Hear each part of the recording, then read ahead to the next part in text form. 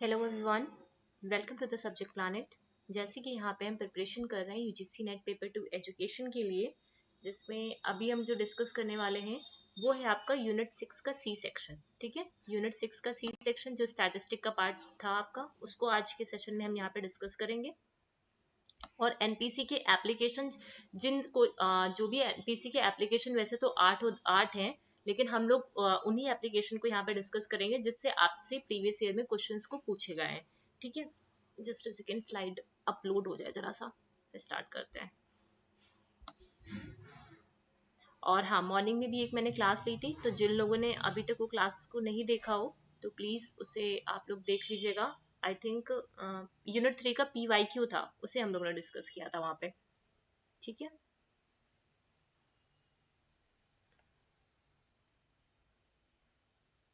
और कम्युनिकेशन का जो PDF है वो मैंने टेलीग्राम पे शेयर कर दिया है।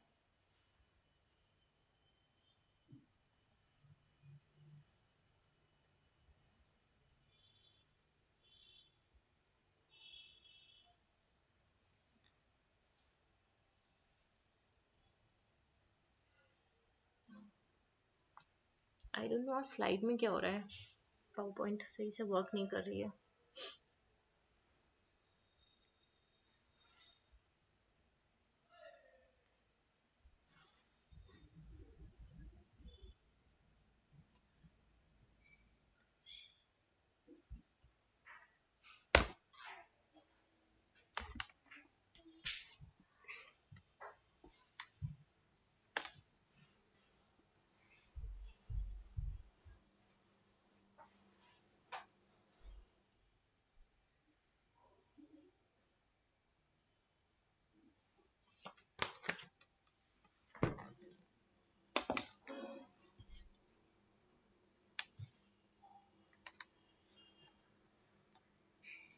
देखो यहाँ पे हम लोग को क्या क्या चीजें पढ़नी है, टाइप्स ऑफ मेजरमेंट स्केल्स पढ़नी है, और quantitative data analysis, qualitative data analysis, इसको यहाँ पे हमें डिस्कस करना है। ठीक है, और इसके अलावा टेस्टिंग ऑफ हाइपोथेसिस क्या है, लेवल ऑफ सिग्निफिकेंस क्या है, पैरामेट्रिक नॉन पैरामेट्रिक, है ना, इन साथ, और इन्फ्लुएंशियल स्टैटिस्टिक टेक्निक्स क्या होती हैं, डिस्क्रिप्टिव क्या, जो स्टैटिस्टिक एनालिसिस जो होती है वो क्या होती है, इन सब चीज़ों के बारे में हमें यहाँ पे डिस्कस करना है। Right, just a second.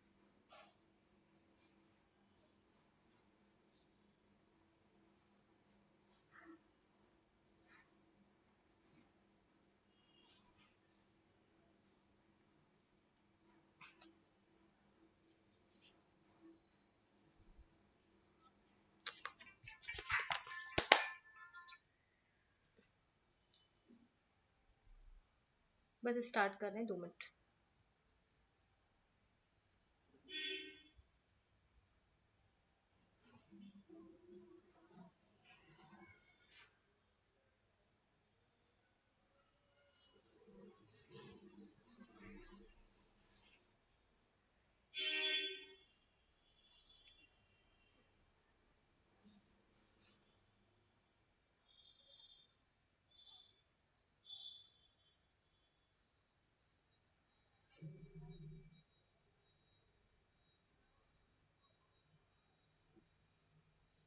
हम्म, आ जाओ फिर। सबसे पहले यहाँ पे जब हम बात करते हैं मेजरमेंट के बारे में, लेवल ऑफ मेजरमेंट के बारे में जब हम बात करेंगे, तो इसे हम लोग क्या बोलते हैं, स्केल्स ऑफ मेजरमेंट भी बोलते हैं, जहाँ पे हमें चार जो स्केल्स होती हैं उनके बारे में यहाँ पे हम लोग को डिस्कस करना है। चार स्केल कौन कौन सी हैं आपकी? नॉमिनल स्केल्स हैं, ऑर्डिनल स्केल है, इंटरवल स्केल है, और रेशियो स्केल्स है। मैं सबका आपको यहाँ पे कीवर्ड बता रही हूँ, आप लोग कीवर्ड अपनी कॉपी में लिख लो।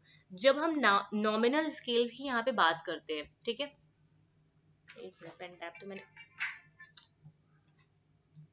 जब यहाँ पे हम बात करते हैं नॉमिनल स्केल्स की, तो नॉमिनल स्केल कहने का मतलब क्या है, यहाँ पे ये कॉपी में लिखते भी रहना। नॉमिनल स्केल मतलब set of categories that have a different name, ये इसका कीवर्ड है। ठीक है, set of categories that have different names, like आपका सिटी ऑफ बर्थ हो सकता है, जेंडर हो सकती है, कार के ब्रांड हो सकते हैं, मेल फीमेल हो सकते हैं, है ना, मार्शल जो मार्शल इसके स्टेटस होता है वो हो सकता है। तो ये आता है, इसे हम लोग क्या बोलते हैं, कैटेगोरिकल वेरिएबल भी बोलते हैं। क्या बोला जाता है इसे, कैटेगोरिकल वेरिएबल्स भी इसको बोला जाता है, क्योंकि ये यहाँ पे कैटेगरीज होती हैं। देन आते हैं हम लोग ऑर्डिनल पे। ऑर्डिनल मतलब हम यहाँ पे क्या करते हैं, रैंकिंग करते हैं। यहाँ पे क्या होती है, रैंकिंग ऑफ आइटम्स, जो भी आइटम्स हैं आपके, उनकी यहाँ पे हम लोग रैंकिंग करते हैं। अब ये आइटम्स भी हो सकते हैं और आपके इंडिविजुअल्स भी हो सकते हैं, ठीक है, जैसे स्टूडेंट्स को रैंक ऑर्डर में खड़ा करना, ठीक है, फ्रॉम हाईएस्ट टू लोवेस्ट, ठीक है, फ्रॉम हाईएस्ट टू लोवेस्ट। ऐसा होता नहीं है कि हाँ छोटा बच्चा पहले, सॉरी मतलब जो फर्स्ट पोजीशन पे, फिर सेकंड पोजीशन पे, थर्ड पोजीशन पे, ऐसे करके हमने यहाँ पे क्या कर दिए, यहाँ पे रैंकिंग कर दी है। तो यहाँ पे क्या होता है, रैंकिंग ऑफ आइटम्स और individual from highest to lowest, ठीक है। फॉर एग्जाम्पल आपने लैंग्वेज एबिलिटी टेस्ट ले लिया कि बिगनर कौन है, इंटरमीडिएट कौन है, फ्लुएंट कौन है, आपने रैंकिंग कर दी। और लिकर्ट टाइप की जो स्केल होती है, वहां पे क्या होता है आपका, पहले क्या होता है, स्ट्रांगली एग्री, फिर डिसएग्री, फिर एग्री, ऐसे करके ये स्केल होती है, हम वहां पे रैंकिंग कर देते हैं। तो ऑर्डर में यहाँ पे चीजें ऑर्डर में होती है, तो ये ऑर्डिनल स्केल के अंदर आता है। Then comes to the interval scale. Interval scales में क्या होता है, इट रिप्रेजेंट इक्वल इंटरवल्स, ठीक है। यहाँ पे क्या होते हैं, इक्वल इंटरवल्स होते हैं, इक्वल इंटरवल्स होते हैं, plus lack of true zero. यहाँ पे जो ट्रू जीरो होता है, लैक ऑफ ट्रू जीरो, वो यहाँ पे क्या करता है, लैक नहीं होता है, ठीक है। लैक ऑफ ट्रू जीरो कहने का मतलब यहाँ पे क्या होता है, 30 से 40, ये एक हमने इंटरवल सेट कर दिया, ठीक है। यहाँ पे ट्रू जीरो नहीं है, ठीक है। ट्रू जीरो कहाँ पे होता है आपका, यहाँ पे होता है। ट्रू जीरो कहाँ पे होता है आपका, यहाँ पे होता है। ट्रू जीरो पॉइंट आपका यहाँ पे लाई करता है आपकी रेशियो स्कूल में। जो भी प्रॉपर्टीज हैं आपकी, ठीक है, एक यहाँ पे चार्ट बना लो, एक मिनट स्पेस में देखो कहीं खाली हो। अब यहाँ पे एक चार्ट बना लो आप लोग, ये जैसे नॉमिनल है ना, देन आपका ये ऑर्डिनल हो गया, फिर आपका ये इंटरवल हो गया, फिर ये आपका रेशियो हो गया। तो हमेशा ध्यान रखना, इसको अरेंज करने के लिए भी आता है लोवेस्ट से हाईएस्ट। तो सबसे पहले नॉमिनल, फिर ऑर्डिनल, फिर इंटरवल एंड रेशियो। अब जैसे आप इसको देख रहे हो, अब ये जो नॉमिनल की कैरेक्टरिस्टिक है, ये ऑर्डिनल स्केल पजेस करता है, मतलब ऑर्डिनल स्केल के पास नॉमिनल की भी कैरेक्टरिस्टिक होगी, ठीक है। सिमिलरली इंटरवल के पास कौन सी कैरेक्टरिस्टिक होगी, जो ऑर्डिनल के पास है और जो नॉमिनल के पास है। इसी तरह रेशियो स्केल्स के पास ऑर्डिनल, नॉमिनल एंड इंटरवल, तीनों की ही कैरेक्टरिस्टिक इसके अंदर होगी, ठीक है। तो ये चीज ध्यान रखना है आप लोग, राइट, क्लियर है। आज बच्चे लाइव ही नहीं है, एक एक दो को छोड़ करके, चलो कोई नहीं, अभी हम लोग को जो कंप्लीट करना है हम लोग कंप्लीट करते हैं उसे, ठीक है। ये चीज क्लियर हुई, ये स्केल वाला आपका एक टॉपिक यहाँ से हो गया। एक एक टॉपिक को करके चल रहे हैं, ये टॉपिक खत्म हो गया, ऑर्डिनल नॉमिनल। यहाँ से सिर्फ इतना ही आपको ध्यान रखना, ज्यादा दिमाग नहीं लगाना, बस इतना काफी है आपका, ठीक है। आपको कंसेप्ट क्लियर होना चाहिए, आगे आप लोग कर लोगे इसको, ठीक है। अभी आ जाओ दूसरे टॉपिक पे। अब दूसरा टॉपिक यहाँ पे देख लो, दूसरा टॉपिक क्या है, quantitative data analysis. Quantitative data analysis के अंदर क्या क्या पढ़ना है, डिस्क्रिप्टिव डेटा पढ़ना है, डिस्क्रिप्टिव डेटा एनालिसिस पढ़ना है, जहां पे मेजर ऑफ सेंट्रल टेंडेंसी, ठीक है, वेरिएबिलिटी, फिड्यूशियरी लिमिट और ग्राफिकल रिप्रेजेंटेशन ऑफ डेटा, इसको अभी हम लोग यहाँ पे देखने वाले हैं डिस्क्रिप्टिव डेटा एनालिसिस के अंदर, समझ रहे हो। जब डिस्क्रिप्टिव डेटा एनालिसिस के अंदर हम ये देखेंगे, तो देखो जब हम बात करते हैं उसकी स्टैटिस्टिक की, है ना, जब भी हम स्टैटिस्टिक की यहाँ पे बात करेंगे तो दो होते हैं आपका, एक होता है डिस्क्रिप्टिव स्टैटिस्टिक, एक होता है आपका इन्फ्रेंशियल स्टैटिस्टिक, समझ लो।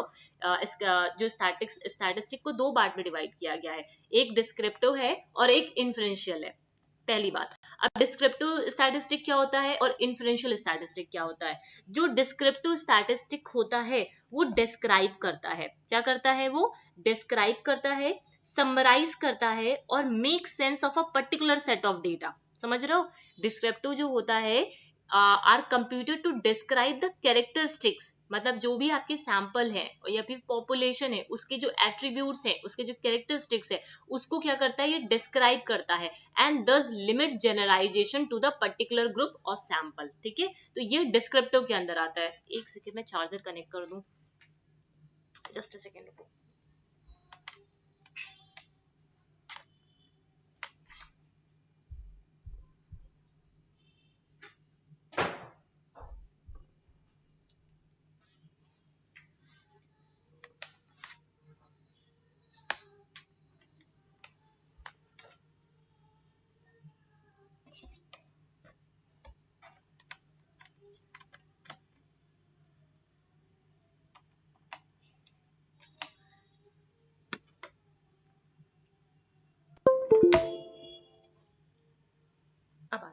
डिस्क्रिप्टिव कहने का मतलब क्या है, आप यहाँ पे क्या करते हो, डेटा जो भी है ना, डिस्क्रिप्टिव में उन डेटास की जो कैरेक्टरिस्टिक होती है उसको डिस्क्राइब करते हो, पॉपुलेशन की, है ना, उसकी कैरेक्टरिस्टिक को आप क्या करते हो यहाँ पे डिस्क्राइब करते हो, एंड दस limit generalisation to a particular group और sample, no conclusion are extended beyond this group. मतलब हम यहाँ पे डिस्क्रिप्टिव स्टैटिस्टिक में क्या कर देते हैं कि जो भी हमारा डेटा है ना, उसको किसी पर्टिकुलर ग्रुप तक लिमिट कर देते हैं कि इस ग्रुप के बाहर उसको जनरलाइज नहीं किया जा सकता। तो हमने यहाँ पे क्या कर दिया, उसको लिमिट कर दिया है, और उस ग्रुप से बाहर उस डेटा को हम जनरलाइज नहीं कर सकते हैं। तो ये डिस्क्रिप्टिव स्टैटिस्टिक के अंदर आता है। Then comes to the inferential statistic. Inferential statistic क्या कहने का मतलब है, go beyond the immediate data and to infer the characteristic of a population based on the sample. मतलब यहाँ पे हम क्या करते हैं, जनरलाइजेशन करते हैं। यहाँ पे क्या करते थे, हम लिमिट करते थे अपने जनरलाइजेशन को, जो भी पर्टिकुलर ग्रुप है, स्पेसिफिक ग्रुप है, वहां पे हम इसको क्या कर देते थे, लिमिट कर देते थे। बट यहाँ पे क्या होता है, हम this method is used to draw generalisation beyond the sample. ठीक है, generalization beyond the sample with a known degree of accuracy, with a known degree of accuracy। तो ये होता है आपका inferential statistic, है ना, ये क्या होता है आपका inferential statistic। ये चीज क्लियर हुई आप लोग को statistic की, है ना, statistic की ये चीज क्लियर हुई कि क्या है ये statistic का। एक मिनट,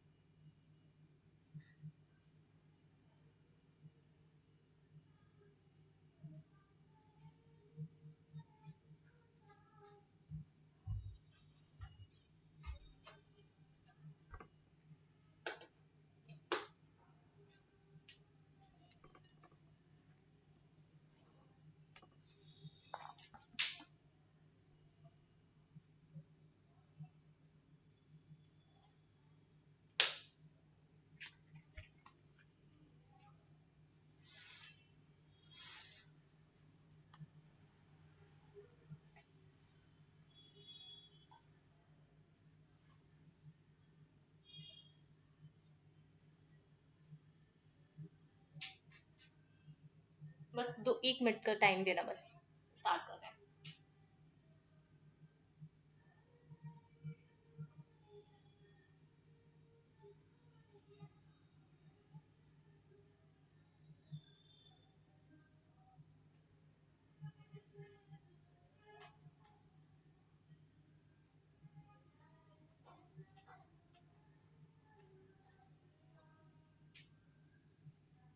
यस, आ जाओ फिर, कहाँ पे थे, हाँ, डिस्क्रिप्टिव पे थे और इन्फ्रेंशियल। अभी ये चीज क्लियर हुई डिस्क्रिप्टिव और इन्फ्रेंशियल का क्या है।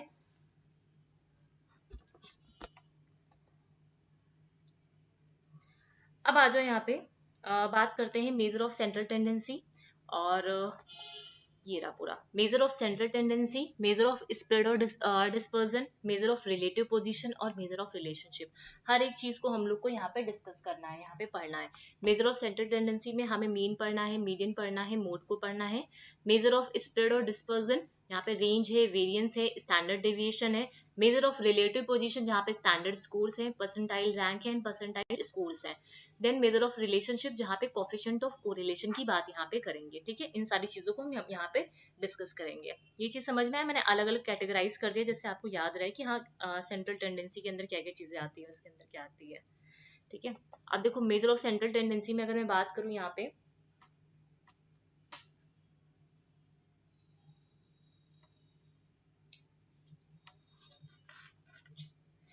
पे सबसे पहले है मीन। ठीक है, मीन का क्या है, मीन जैसे फॉर एग्जांपल अगर मैं बोलूँ आपसे कि मीन किसी कुछ सेट ऑफ डेटाज आपको मैं दे दूं और बोलूं कि find out the mean of the datas. ठीक है, मान लो मैं फॉर एग्जांपल 1 2 0 5 और 6 ये मैंने आपको दे दिया। अब इसका मीन मैं निकालने के लिए आपसे बोल रही हूँ, मीन मतलब ये एवरेज निकालने के लिए बोल रही हूँ। तो वहां पे आप क्या करोगे, इन सम ऑफ द डेटा 1 2 + 0 5 + 6, और कितने हैं 1 2 3 4 5, इसको इससे डिवाइड कर दो, इससे क्या निकल के आएगा, आपका मीन निकल के आएगा। बेसिक है, आराम से हो जाएगा।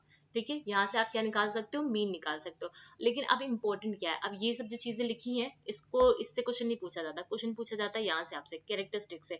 मीन में क्या होता है, स्कोर जो होते हैं वो चेंज करते हैं। जब भी हम किसी नए स्कोर को ऐड करते हैं या फिर रिमूव कराते हैं तो वहां पे क्या होता है, मीन हमारा चेंज होता है, ये चीज ध्यान रखना। और एडिंग और subtracting a constant from each score, ठीक है, यहाँ पे भी आपका चेंजेस होता है, एडिंग और subtracting a constant from each score, multiplying और dividing each score by a constant. ठीक है, तो यहाँ पे क्या होता है, मीन में यहाँ पे चेंजेस आते हैं, तो ये कैरेक्टरिस्टिक्स हैं इनकी। फिर आ जाओ मीडियन के अंदर। ठीक है, जब मीडियन में आते हैं तो मीडियन कहने का मतलब क्या है यहाँ पे, मतलब हमने क्या, जैसे ये पूरा है, ठीक है, 1 2 3 4 5 6 7 8 9 10, मैंने बोला इसका मीडियन क्या है, तो मीडियन कैसे निकालोगे, 5 इधर के हो गए, 5 इधर के हो गए, तो मीडियन क्या होगा जी। ठीक है, या तो 5 होगा या तो 6 होगा, ये आपका मीडियन होगा। ठीक है, बीच का ये मीडियन होता है। जहां पे क्या होता है आपका, देखो the median is a point in an order management of observation above and below, ये अबव है और ये बिलो है। ठीक है, one half of the above and one half of the below, तो यहाँ पे हम क्या मेजर करते हैं, पोजीशन को मेजर करते हैं। ध्यान रखना, मीडियन का यूज करके हम क्या मेजर करते हैं, पोजीशन मेजर करते हैं, ना कि मैग्नीट्यूड। मैग्नीट्यूड का मेजर हम कहाँ पे करते हैं, यहाँ पे करते हैं। यहाँ पे पोजीशन नहीं पता चल पाते, यहाँ पे मैग्नीट्यूड पता चलता है यहाँ पे। ठीक है, if the number of observation are ungrouped and small, we arrange them in order of magnitude and identify the middle observation by counting up half the values। मतलब अगर मान लो ऐसे दे रखा हुआ है 2 2 1 1 0 5 8, तो आप क्या करोगे, पहले उसको असेंडिंग ऑर्डर में चेंज करोगे। जब असेंडिंग ऑर्डर में चेंज कर लोगे उसके बाद वन हाफ में इसको डिवाइड कर दोगे। वन हाफ मतलब आपका अबव हो जाएगा और वन हाफ आपका बिलो हो जाएगा, उसके बीच का ये क्या हो जाएगा, आपका मीडियन हो जाएगा। ठीक है, ये समझ में आया। अब आ जाओ नेक्स्ट पे।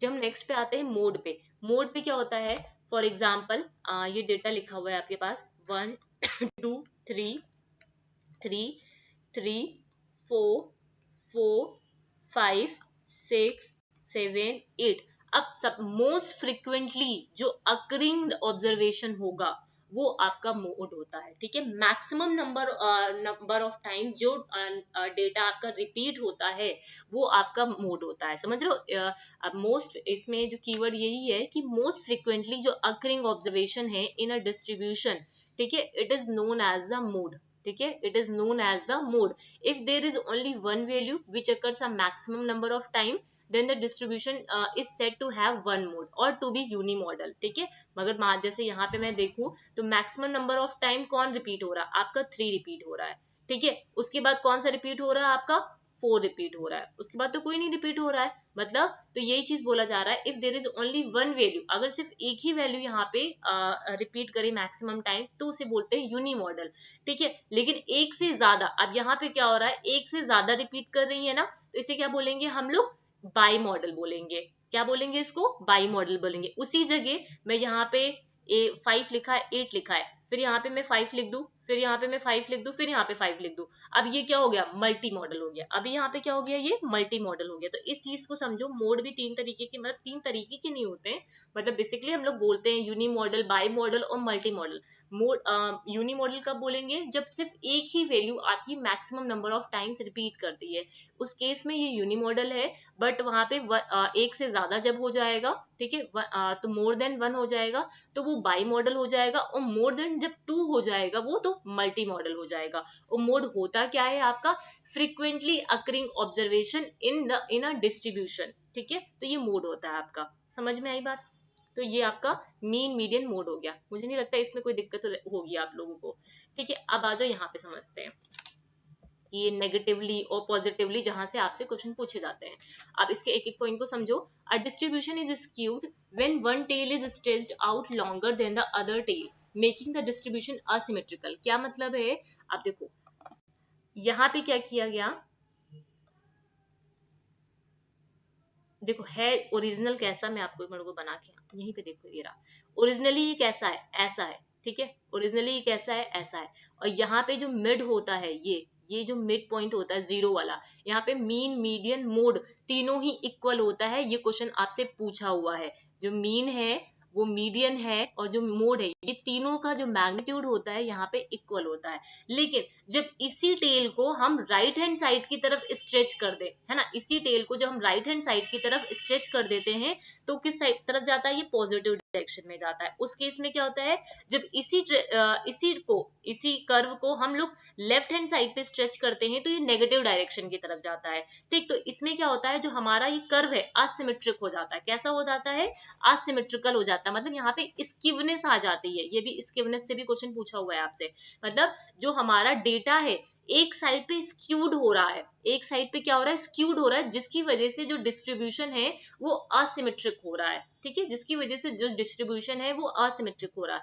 The number in the longer tail occur less frequently than the number in the amount of a distribution. अब यहाँ पे एक चीज और समझो, जब यहाँ पे जब ये नेगेटिव डायरेक्शन में स्ट्रेच कर रहा है, और ये किस डायरेक्शन में स्ट्रेच कर रहा है, पॉजिटिव डायरेक्शन में स्ट्रेच कर रहा है, समझ रहे हो। तो इस केस में यहाँ पे तो क्या है, मीन मीडियन मोड तीनों ही इक्वल है। बट इस केस में क्या होगा, ये पॉजिटिव की तरफ जा रहा है ना, समझ रहे हो, ये पॉजिटिव की तरफ जा रहा है। तो न्यूमेरिकल जो वैल्यू होगी यहाँ पे मीन की क्या होगी, यहाँ पे मीन की ज्यादा होगी, ठीक है। और फिर इसकी मीडियन की होगी, फिर किसकी होगी, यहाँ पे मोड की होगी, समझ रहे हो, क्योंकि ये मोड है, ठीक है, सॉरी, क्योंकि ये पॉजिटिव डायरेक्शन में जा रहा है। लेकिन इस केस में क्या हो जाएगा, इस केस में जस्ट उल्टा हो जाएगा। इस केस में क्या होगा, आपका सबसे पहले यहाँ पे मीन है ना, मीन यहाँ पे कम हो जाएगा, लेस देन, फिर मीडियन, देन आपका यहाँ पे मोड हो जाएगा। ये क्वेश्चन भी आपसे पूछा हुआ है, जो मैंने यहाँ पे आपको बताया। ये नेगेटिव वाले केस में है, और ये आपका पॉजिटिव वाले केस में। ये बात समझ में आई। मतलब यहाँ पे क्या होगा, जो मीन की वैल्यू होगी वो ग्रेटर होगी, ठीक है, मीन की वैल्यू ग्रेटर होगी देन द मीडियन। बट इस केस में जब ये नेगेटिवली स्ट्रेच करेगा, इस केस में जो मीन की वैल्यू होगी वो लेस देन होगी मीडियन से। ये बात समझ में आई या नहीं आई।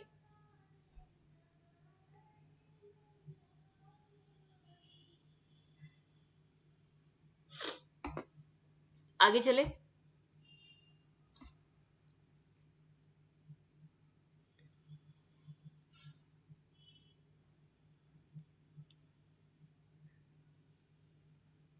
अब आगे आ जाओ नेक्स्ट पे। यहां तक चीजें क्लियर है ना।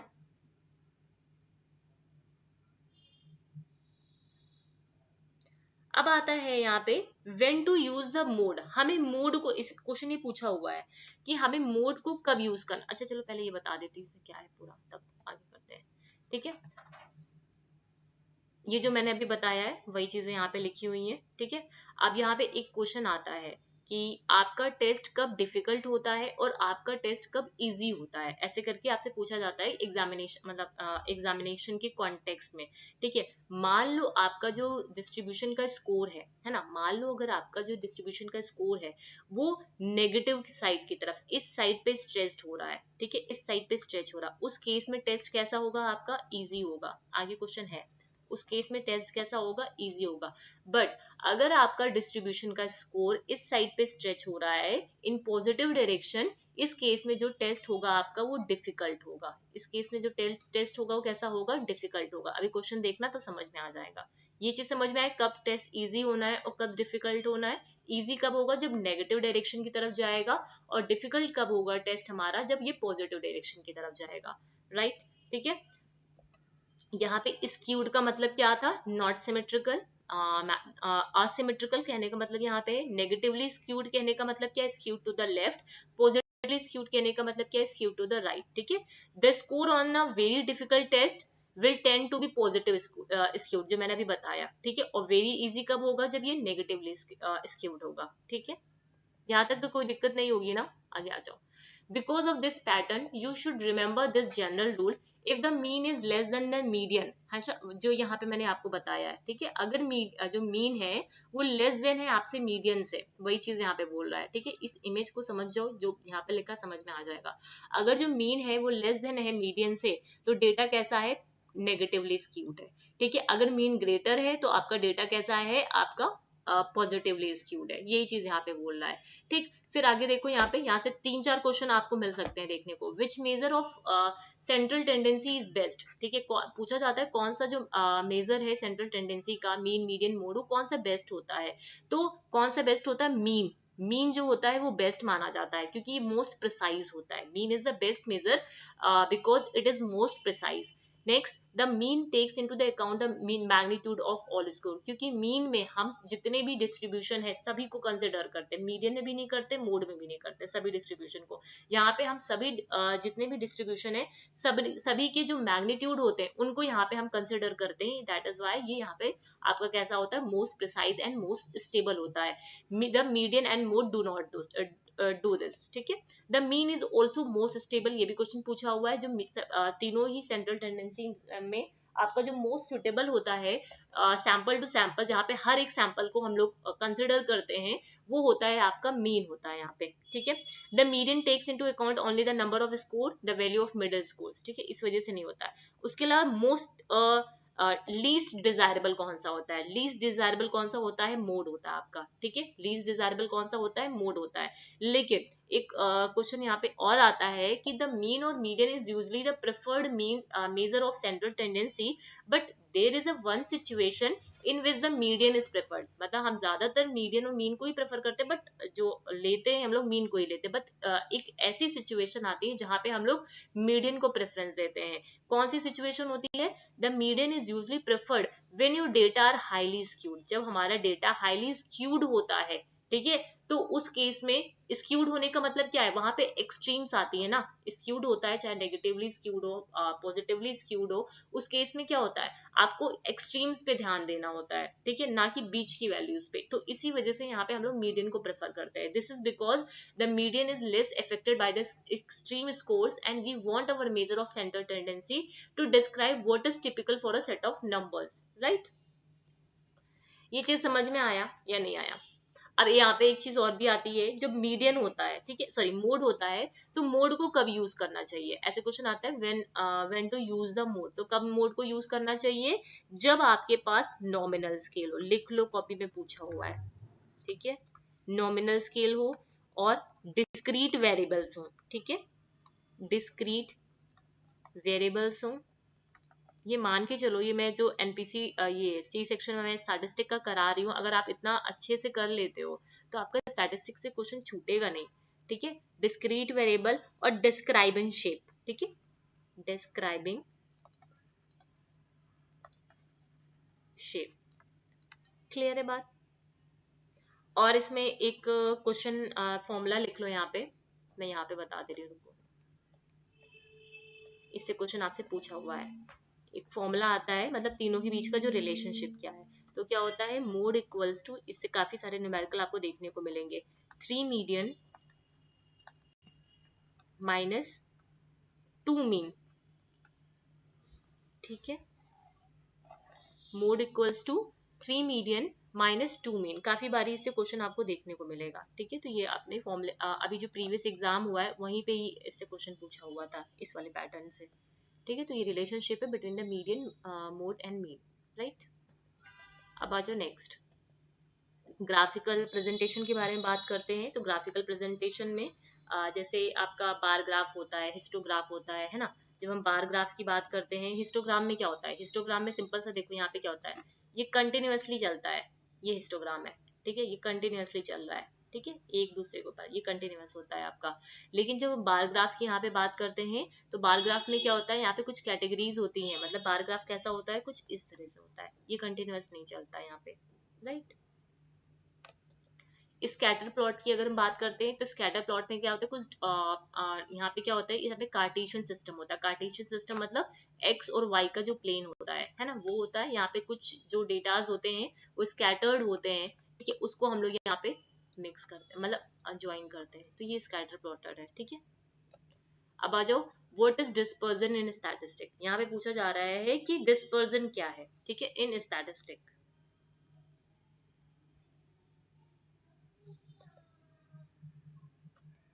डिस्पर्जन मतलब, dispersion is a state of getting dispersed or spread. Statistical dispersion means the extent to which a numerical data is likely to vary about an average value. मतलब यहाँ पे statistical dispersion कहने का मतलब क्या है, जो भी हमारा numerical data है उसे कितना ज्यादा हम वेरी करा सकते हैं, ठीक है, कितना ज्यादा हम डिस्पर्स करा सकते हैं, ठीक है. In other word, dispersion helps to understand the distribution of data. मतलब हम यहाँ पे जो हम डिस्ट्रीब्यूशन है डेटा का उसको हम अच्छे से समझ सकते हैं यहाँ पे. तो मेजर ऑफ डिस्पर्जन ये है आपके उसमें, मेजर ऑफ डिस्पर्जन या फिर मेजर ऑफ स्प्रेड बोलो, ठीक है, मेजर ऑफ स्प्रेड बोलो. ये क्या होता है, गुड मेजर होता है वेरिएबिलिटी का, ठीक है. It is a good measure of variability that serve two purpose, ठीक है. मैं यहाँ पे एक चीज लिख रही हूँ, लिख लो. ये जो है आपका मेजर ऑफ स्प्रेड, कुछ चीजें मैं लिखवा भी रही हूँ यहाँ पे, ठीक है, ये मेरे नोट्स के हैं जो मैं आपको लिखवा रही हूँ. और डिस्पर्जन जिसे मैं खुद ही पढ़ी हूँ, मेजर ऑफ स्प्रेड और dispersion, it is a good measure of variability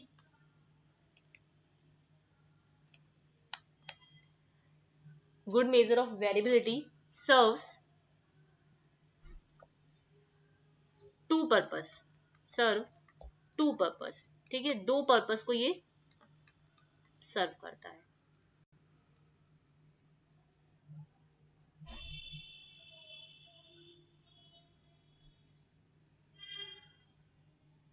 अब वो दो पर्पस कौन से हैं यहाँ पे, है ना, ये चीज समझ में आई. मेजर ऑफ डिस्पर्जन क्या है,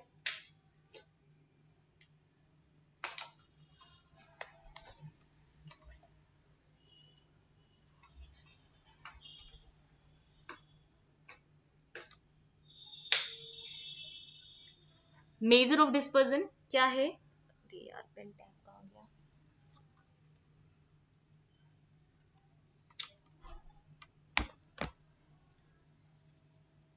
ये क्या है आपका, गुड मेजर है वेरिएबिलिटी का दैट सर्व टू पर्पस, दो पर्पस को ये सर्व करता है.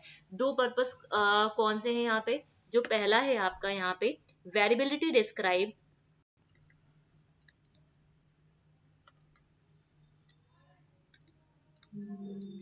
The distribution,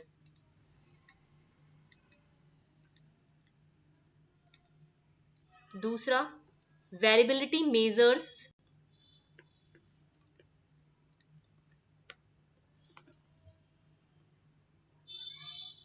how well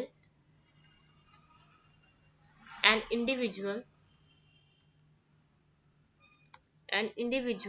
score, ठीक है, represent the entire distribution. ये दो पर्पस को सर्व करता है, मेजर ऑफ स्प्रेड और डिस्पर्जन, ठीक है. यहाँ पे मतलब यहाँ पे हम क्या करते हैं, जो भी डेटा है, ठीक है, वो मतलब जो डिस्पर्जन है वो हेल्प करता है interpret the variability of the data, ठीक है. तो ये चीज ध्यान रखना है यहाँ पे. अब यहाँ पे आ जाओ. अब दो तरीके की आपकी मेजर ऑफ डिस्पर्जन होती है, एक होती है आपकी एब्सोल्यूट मेजर, एक होती है रिलेटिव मेजर. जब एब्सोल्यूट मेजर की यहाँ पे बात करते हैं तो एब्सोल्यूट मेजर के अंदर क्या क्या आता है, an absolute measure of dispersion contains the same unit as the original data set. The absolute dispersion method express the variation in terms of a average of deviation of observation like standard mean या फिर mean deviation, जहाँ पे आपका range, standard deviation, quartile deviation ये आता है. तो ये सब क्या है आपके absolute measure of dispersion के अंदर आते हैं. लेकिन उसी जगह आपका जो relative measure होता है डिस्पर्जन का, are use to compare the distribution. हम यहाँ पे दो या दो से ज्यादा जो सेट्स होते हैं डिस्ट्रीब्यूशन के उनको कंपेयर कराते हैं. और एब्सोल्यूट मेजर में क्या होता है, जो मतलब जो डिस्पर्जन है, मतलब जो ओरिजिनल जो डेटा सेट है ना, उसी को हम यहाँ पे उसका एवरेज डेविएशन निकालते हैं. जो भी ओरिजिनल डेटा सेट से उसको ऑब्जर्व करके उसका एवरेज डेविएशन निकालते हैं, जहाँ पे आपका स्टैंडर्ड डेविएशन आता है, रेंज आता है, क्वार्टाइल डेविएशन आता है, और क्वार्टाइल डेविएशन आता है. और यहाँ पे क्या होता है, जो डिस्ट्रीब्यूशन है सेट्स के उनको हम लोग यहाँ पे कंपेयर कराते हैं. तो ये रिलेटिव मेजर है. Range is the only appropriate major of variability of nominal data. मतलब रेंज का जो एप्रोप्रिएट जो स्केल है जहाँ पे रेंज को मेजर कर सकते हैं वो नॉमिनल डेटा पे होती है, ये पूछा हुआ पॉइंट है. और क्वार्टाइल डेविएशन का क्या है आपका ऑर्डिनल डेटा है, ठीक है. Quartile deviation is the appropriate index of variability for ordinal data. तो रेंज में हम क्या यूज करेंगे, नॉमिनल यूज करेंगे, और क्वार्टाइल डेविएशन में हम ऑर्डिनल डेटा को यूज करेंगे। क्लियर है बात। अब तीन डिफरेंट टाइप्स की वेरिएबिलिटी है, रेंज है, स्टैंडर्ड डेविएशन है और वेरिएंस है। ठीक है, रेंज है, स्टैंडर्ड डेविएशन है और वेरिएंस है ना। अब रेंज क्या होता है, मैक्सिमम लिखा हुआ है यहाँ पे ये formula, highest value minus lowest value, ये होता है आपका range, highest value minus lowest value. तो रेंज तो इजी है, रेंज में दिक्कत नहीं होगी। नेक्स्ट आ जाओ, वेरिएंस की बात करते हैं। अब वेरिएंस क्या होता है, अगर मैं वेरिएंस की यहाँ पे बात करूं कि वेरिएंस क्या है आपका,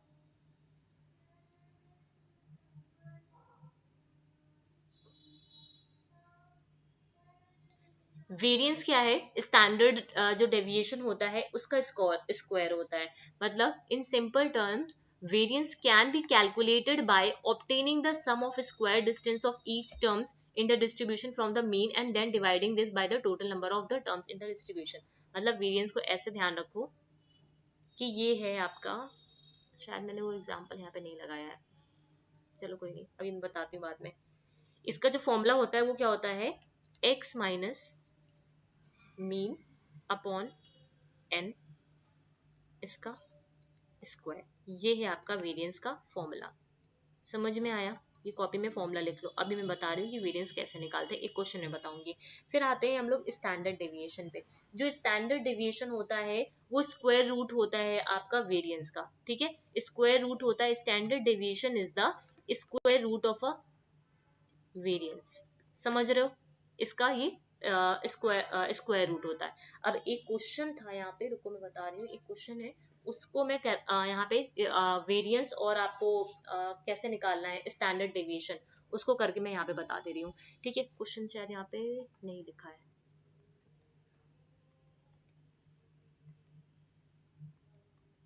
ये ब्लैंक पेज है, यहाँ पे लिख दे रही हूँ मैं क्वेश्चन।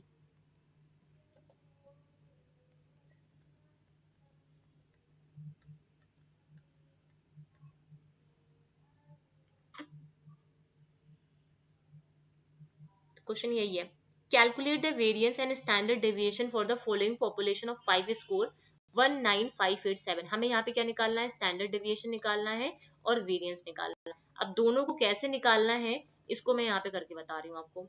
एक ब्लैंक पेज मिल जाए, रुको, ये रहा। डेटा क्या था आपका, 19587। एक ही क्वेश्चन बताऊंगी, स्टैंडर्ड डेविएशन और वेरिएंस यहाँ पे आपका क्लियर हो जाएगा। ठीक है, मैंने फॉर्मूला क्या बताया आपको वेरिएंस का, वेरिएंस का पहले फॉर्मूला लिखो, क्या है, x माइनस मीडियन और क्या था, अरे क्या था, अपॉन n स्क्वायर। ठीक है, ये, और स्टैंडर्ड डेविएशन क्या था, under root of a variance. ठीक है, दोनों फॉर्मूले लिख लिए। अब इसको करते हैं, ये x हो गई, ये आपका x माइनस m होगा, कैसे लिखा है मैं अभी बता रही हूँ, इसको स्क्वायर हो गया। आपने अगर रिसर्च पढ़ी होगी तो थोड़ा सा आसान हो जाएगा आपके लिए। 19587 ये हमें डेटा गिवन थे।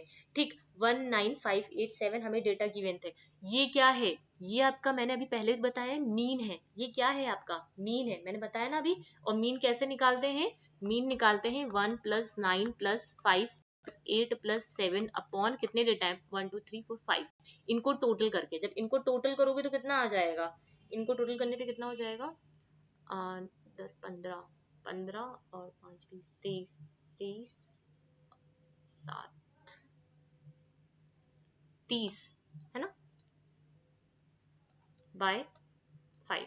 ठीक है, तो 5 6 30। ये क्या आया, ये आपकी x, ये मीन निकल के आया। ये क्या निकल के आया, मीन निकल के आया। समझ में आई बात। अब हमें क्या निकालना है, x माइनस ये मीन निकालना है।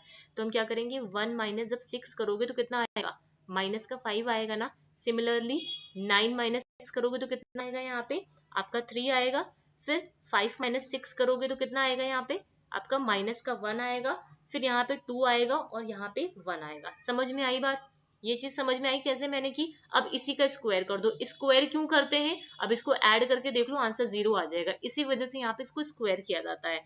ठीक है, तो स्क्वायर करोगे तो ये कितना हो गया, 25 9 1 4 1 है ना। ठीक, अब टोटल करो इसको, कितना हो गया 10 4 14 40, है ना, ये कितना हो गया 40। तो ये अब इस फॉर्मूले में पुट कर दो वेरिएंस वाले, जब वेरिएंस के फॉर्मूले में पुट करोगे तो कितना आ गया 40 बाय नंबर कितने हैं यहाँ पे 5 है, 5 है, तो वेरिएंस कितना निकल के आया 8 निकल के आया। समझ में आया, वेरिएंस कितना निकल के आया यहाँ पे 8 निकल के आया। अब यहाँ पे स्टैंडर्ड डेविएशन निकाल लो। स्टैंडर्ड डेविएशन कैसे निकालोगे, √8 कर दो, ठीक है, वेरिएंस का स्क्वायर रूट कर दो, और √8 का क्या होता है 2√2, ठीक है, 2√2 होता है, ये आपका आंसर हो गया। समझ में आई बात। और यहाँ पे √2 की वैल्यू भी चाहो तो रख दो, अगर जरूरत है तो 1.414 ये √2 की वैल्यू होती है, यहाँ पे रख दो, ठीक है। तो इस तरह हम लोग स्टैंडर्ड डेविएशन और वेरिएंस को फाइंड आउट कर सकते हैं। क्लियर है बात। अब आ जाओ नेक्स्ट पे, ठीक है, ये चीज क्लियर हो गई। अब नेक्स्ट टॉपिक आगे चलते हैं हम लोग यहाँ पे। अब आ जाओ मेजर ऑफ रिलेटिव पोजीशन, ये चीज क्लियर हुई।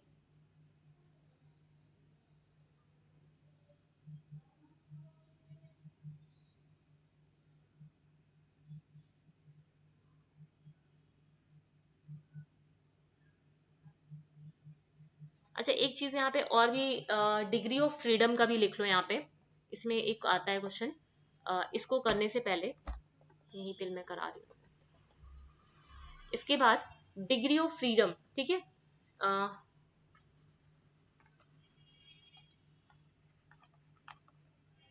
इस केस में अगर आपको डिग्री ऑफ फ्रीडम निकालना है तो फॉर्मूला क्या होगा, df इक्वल्स टू n-1, ठीक है। मान लो आपको जो नंबर ऑफ डेटा दे रखे हैं, ठीक है, सैंपल का जो स्कोर दे रखा हुआ है वो n 3 स्कोर दे रखा है, ठीक है, n की वैल्यू मान लो यहाँ पे 3 दे रखी है, और पूछा जा रहा है आपसे कि डिग्री ऑफ फ्रीडम निकालो। तो डिग्री ऑफ फ्रीडम कैसे निकालोगे, डिग्री ऑफ फ्रीडम निकालोगे 3 - 1, ये कितना हो जाएगा आपका 2 हो जाएगा। तो ये है आपका डिग्री ऑफ फ्रीडम, ठीक है, ये है आपका डिग्री ऑफ फ्रीडम जिससे क्वेश्चन आपसे पूछा जाता है, ठीक है। जो सैंपल स्कोर होता है, for a sample of n score the degree of freedom for sample variance are defined. ये डिग्री ऑफ फ्रीडम किसके लिए मैंने निकाला है, अच्छा हाँ ये भी ध्यान रखो, डिग्री ऑफ फ्रीडम ये किसके लिए है, सैंपल ऑफ वेरिएंस के लिए फॉर्मूला है आपका, ठीक है। अभी आगे हम लोग और बात करेंगे तो जहाँ पे डिग्री ऑफ फ्रीडम चेंज भी होता है।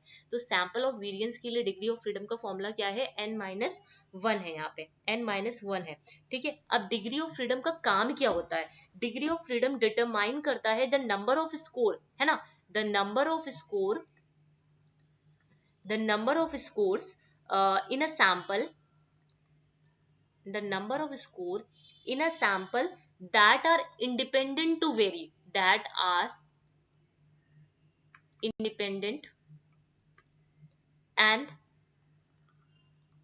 free to vary। तो ये होता है डिग्री ऑफ फ्रीडम, है ना, मतलब जितने भी नंबर ऑफ स्कोर्स हैं कितने ज्यादा वो इंडिपेंडेंटली या फिर फ्री है वेरी करने के लिए, ठीक है। तो उस केस में degree of freedom for sample of variance के लिए फॉर्मूला क्या होता है आपका n-1 होता है। यहाँ से क्वेश्चन पूछे हुए हैं आपसे, क्लियर है। आगे चले, यहाँ तक तो कोई डाउट नहीं है ना। अब आ जाओ यहाँ पे, है ना,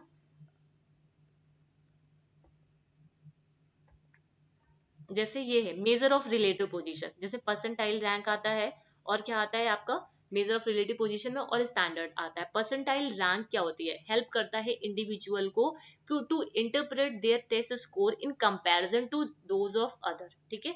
तो मतलब जो यहाँ पे जो भी इंडिविजुअल है वो अपने स्कोर को दूसरे के साथ यहाँ पे कंपेयर करा सकता है। अब स्टैंडर्ड स्कोर की अगर मैं बात करूँ तो जेड स्कोर है आपका, टी स्कोर है, ठीक है, जेड स्कोर है और टी स्कोर है, आगे भी बात करते हैं इसके बारे में भी। उससे पहले हम एक चीज यहाँ पे और देख लो, ये समझ में आ गया था, क्वार्टाइल डेविएशन।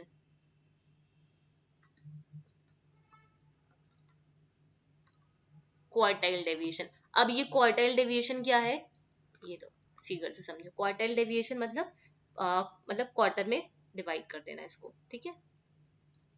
ये क्या है आपका Q1 है, ये आपका Q2 है, और ये आपका Q3 है। समझ में आई बात, ठीक है। ये क्या होता है आपका, ये आपका मीडियन है, ये पॉइंट क्या है आपका यहाँ पे मीडियन है। तो क्वार्टाइल डेविएशन का फॉर्मूला क्या होता है, क्वार्टाइल डेविएशन का फॉर्मूला होता है Q3 - Q1, है ना, डिवाइडेड बाई 2, ठीक है। फॉर्मूले ध्यान रखना आपसे पूछे जाते हैं, ठीक है। तो ये क्वार्टाइल डेविएशन हो गया, Q3 minus Q1 divided by 2।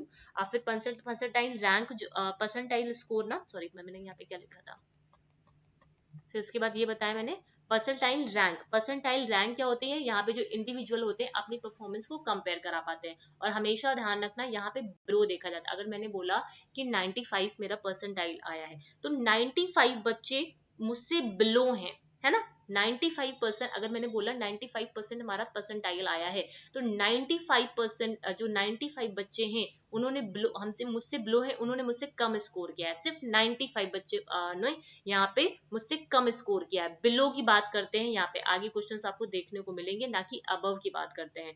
ठीक है, 95 बच्चे हमें कंपेयर करा रहे हैं, उन बच्चों का हमसे स्कोर कम है। ठीक है, फिर आते हैं स्टैंडर्ड स्कोर और टी स्कोर की बात करते हैं। ठीक है, स्टैंडर्ड स्कोर की जब हम बात करते हैं, सॉरी स्टैंडर्ड स्कोर में हम जेड स्कोर की बात करते हैं और टी स्कोर की बात करते हैं। जब भी हमें जेड स्कोर निकालना होता है ना, जेड स्कोर जब भी निकालना होगा तो उसका फॉर्मूला क्या होता है आपका, x minus mean upon standard deviation. ध्यान रखना, x minus mean divided by standard equation. और क्या फॉर्मूला होता है, ये होता है आपका रॉ स्कोर, ये होता है आपका मीन, ठीक है, और ये होता है आपका स्टैंडर्ड डेविएशन। क्लियर है बात। अब टी स्कोर की बात करते हैं, तो टी स्कोर क्या होता है, ये रिलेशनशिप से क्वेश्चन पूछा जाता है। T is equals to 50 plus 10 Z. ठीक है, जेड इज द स्कोर। ठीक है, जेड इसका स्कोर। टी की अगर हमें वैल्यू फाइंड आउट करनी है तो हमें 50 प्लस 10 जेड। ठीक है, अब इसका पूरा टेबल भी एक होता है, तो अब टेबल तो एग्जामिनेशन में नहीं मिलेगा ना आपको, तो इतना डिटेल में नहीं जाते हैं कि टी स्कोर का जो पूरा टेबल है उसको कैसे देखते हैं। हम जो एग्जाम्स के पॉइंट ऑफ व्यू से उतनी ही बात करते हैं यहाँ पे। तो t is equals to 50 plus 10 Z, ये इसका रिलेशनशिप है यहाँ पे। ठीक है, अब जब ये बात करते हैं स्टैंडर्ड जो होते हैं जब नॉर्मल डिस्ट्रीब्यूशन में होता है, ठीक है, जो स्टैंडर्ड्स हैं जब नॉर्मल डिस्ट्रीब्यूशन में हम ये बात करते हैं तो वहां पे मीन कितना होता है, 0 होता है, और स्टैंडर्ड डेविएशन कितना होता है, वहां पे 1 होता है। इसी तरह जब स्टेनाई की बात करते हैं, किसकी बात करते हैं, स्टेनाई की बात करते हैं। ठीक है, अब ये स्टेनाई क्या है आगे भी बता रही हूँ। स्टेनाइन क्या है, ये जो इमेज बनी हुई है ना वही है। ठीक है, इसमें जो मीन होता है वो 5 होता है और स्टैंडर्ड डेविएशन कितना होता है, 2 होता है। स्टेनाइन मतलब कहने का मतलब क्या है, हम क्या कर दे रहे हैं, डिस्ट्रीब्यूशन को 9 पार्ट में डिवाइड कर दे रहे हैं, है ना। हम क्या कर रहे हैं यहाँ पे, डिस्ट्रीब्यूशन को 9 पार्ट में डिवाइड कर देते हैं, तो वो हमारा क्या हो जाता है, आपका स्टेनाई हो जाता है। अ स्टेनाई इन अ स्टैंडर्ड स्कोर, ये भी काइंड ऑफ स्टैंडर्ड स्कोर ही है, that divide the normal curve in the 9 part. Thus the term stenai from a मतलब इसे, मतलब ये जो स्टेनाई है उसे हम बोलते हैं 9, है ना। इसे क्या बोलते हैं, इसे हम बोलते हैं 9, जहां पे हम क्या कर देते हैं, डिस्ट्रीब्यूशन को 9 पार्ट में डिवाइड कर देते हैं। ठीक है, ये आपका मिड पॉइंट है। अब जो चीज यहाँ पे लिखी है वेरी पुअर, ये वेरी सुपीरियर हो गई, ये पुअर हो गया, ये सुपीरियर हो गया, ये कंसिडर्ड बिलो एवरेज हो गया, ये अबव एवरेज हो गया, ये स्लाइटली बिलो हो गया, ये आपका स्लाइटली अबव हो गया, और ये एवरेज, ये कितना हो गया, ये एवरेज हो गया। समझ में आई बात, ये हो गया आपका स्टेनाई। अभी यहाँ पे चीजें क्लियर है। नेक्स्ट आ जाओ, यहाँ पे हम आ जाते हैं कुर्टोसिस की बात करते हैं। कुर्टोसिस, अब कुर्टोसिस का इमेज देख लो पहले, कहाँ है कुर्टोसिस, ये रहा, है ना। कुर्टोसिस कैसा होता है आपका, यहाँ पे क्या करता है, डिस्ट्रीब्यूशन ऑफ स्कोर्स को इंडिकेट करता है, जहां पे फ्लैट होता है। फ्लैट कौन सा है, ये प्लेटोकर्टिक। ठीक है, फ्लैट कौन सा है, ये प्लेटोकर्टिक है। ठीक है, पीक्ड कौन सा है आपका, पीक आपका हो जाएगा लेप्टोकर्टिक। ठीक है, पीक्ड कौन सा है आपका, लेप्टोकर्टिक। और ये जो मेसोकर्टिक होता है ये बेल शेप्ड होता है। ठीक है, ये फ्लैट होता है ना, ये पीक्ड होता है, और ये आपका बेल शेप्ड का होता है। ठीक है, और यहाँ पे जो वैल्यू होती है कुर्टोसिस की वो लेस देन 3 होती है, और यहाँ पे इक्वल टू 3 होती है, और यहाँ पे ग्रेटर देन 3 होती है। समझ रहे हो, ये वैल्यूज भी ध्यान रखना, जो यहाँ पे वैल्यू होती है ये लेस देन 3 होती है यहाँ पे फ्लैट में, और बेल शेड में इक्वल टू 3 होती है, और पीक्ड में ग्रेटर देन 3 होती है। तो ये कुर्टोसिस का कंसेप्ट है यहाँ पे। ठीक है, कुर्टोसिस में इतना ही से क्वेश्चन पूछा जाता है, तो वही मैंने यहाँ पे लिखा है, फ्लैट, पीक्ड और बेल शेप्ड। ठीक, अभी आ जाओ एनपीसी पे, यहाँ तक चीजें क्लियर है। एनपीसी आपका मैंने आई थिंक लास्ट में डाला है क्या,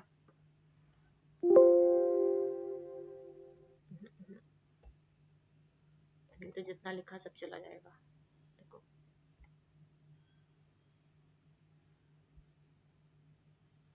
एक मिनट, एनपीसी की कैरेक्टरिस्टिक्स के बारे में, ओ शिट,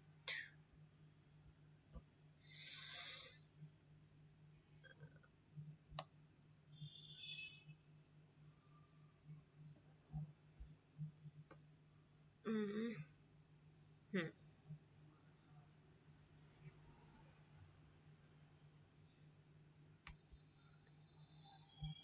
देखो जब हम एनपीसी की बात करते हैं, नॉर्मल प्रोबेबिलिटी कर्व की यहाँ पे बात करते हैं, तो क्या क्या कैरेक्टरिस्टिक्स होती है, कैरेक्टरिस्टिक्स से क्वेश्चन पूछा गया है। जो नॉर्मल कर्व होता है वो कैसा होता है, सिमेट्रिकल होता है। सिमेट्रिकल इन द सेंस कुछ ऐसे होता है, सिमेट्रिकल होता है, ठीक है।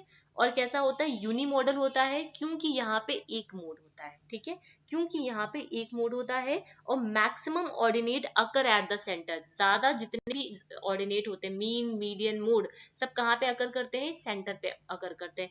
असिम्प्टोटिक होता है, ठीक है, कैसा होता है, असिम्प्टोटिक होता है, बाइलेटरल होता है। उसके अलावा ये यहाँ पे 50% ये डेटा है आपका और 50% ये होता है आपका, ठीक है। अब मैं इसका इमेज अभी आपको दिखा रही हूँ यहाँ पे।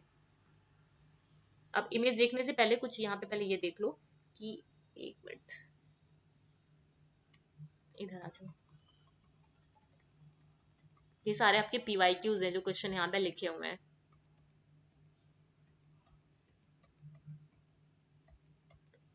ये रहा, ये क्या है आपका एनपीसी है, समझ रहे हो, ये क्या है आपका एनपीसी है। सबसे ज्यादा डेटा कहाँ पे फॉल करते हैं, यहाँ पे इस पॉइंट पे, जहाँ पे मीन मीडियन मोड आपका इक्वल हो जाता है, ठीक है। अब यहाँ पे क्वेश्चन जो पूछा जाता है वो पूछा जाता है, अगर ये सब क्या है, स्टैंडर्ड डेविएशन है, ये 1 सिग्मा है माइनस का, ये 1 सिग्मा प्लस का, ये 2 सिग्मा, वैसे ये इन्फिनिटी तक जाता है। हाँ, ज्यादातर आप लोग बुक वगैरह में देखोगे 3 तक ही लिखा होता है, बट ये जाता कहाँ तक है, इन्फिनिटी तक जाता है ना। ये 3 सिग्मा है, ये 2 सिग्मा है और ये -3 सिग्मा है, ठीक है बात। अब यहाँ पे पूछा जाता है, क्वेश्चन आता है -1 सिग्मा टू 1 सिग्मा के बीच में कितना परसेंट होता है, या फिर 2 सिग्मा और -2 सिग्मा के बीच में कितना परसेंट होता है, ऐसे करके आपसे क्वेश्चन पूछा जाता है। तो अगर आपसे पूछा जाए यहाँ पे कि how many cases are fall within the 1 standard deviation, 1 standard deviation के बीच में कितने केसेस फॉल करेंगे, तो कितने केसेस फॉल करेंगे, 68.26, ठीक है,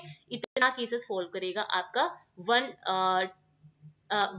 स्टैंडर्ड डेविएशन के बीच में। फिर इसी तरह सिमिलरली आपसे पूछा जाए यहाँ पे कि ये जो, अच्छा हाँ, एक चीज और यहाँ पे बतानी थी, ये जो होता है आपका ये वाला पॉइंट, अभी ये जो 1.96 है और 2.58 है, अब ये वैल्यूज क्या है, हो सकता हो जिन लोगों ने पहले से पढ़ा हो उनको पता हो ये, और जिन्होंने नहीं पढ़ा है उनको मैं अभी सिर्फ इतना बता रही हूँ, आगे भी बताऊंगी कैसी वैल्यूज आई।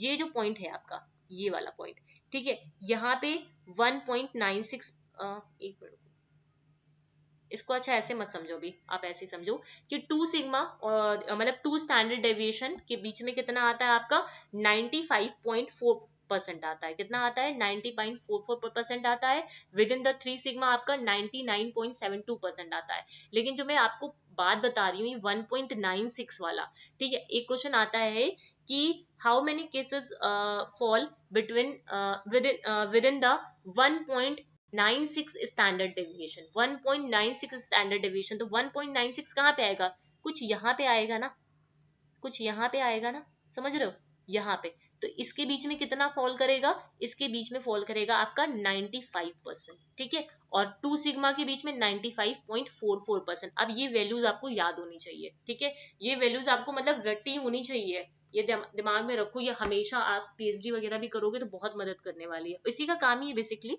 तो ये आपको याद होना चाहिए, समझ रहे हो इस चीज को।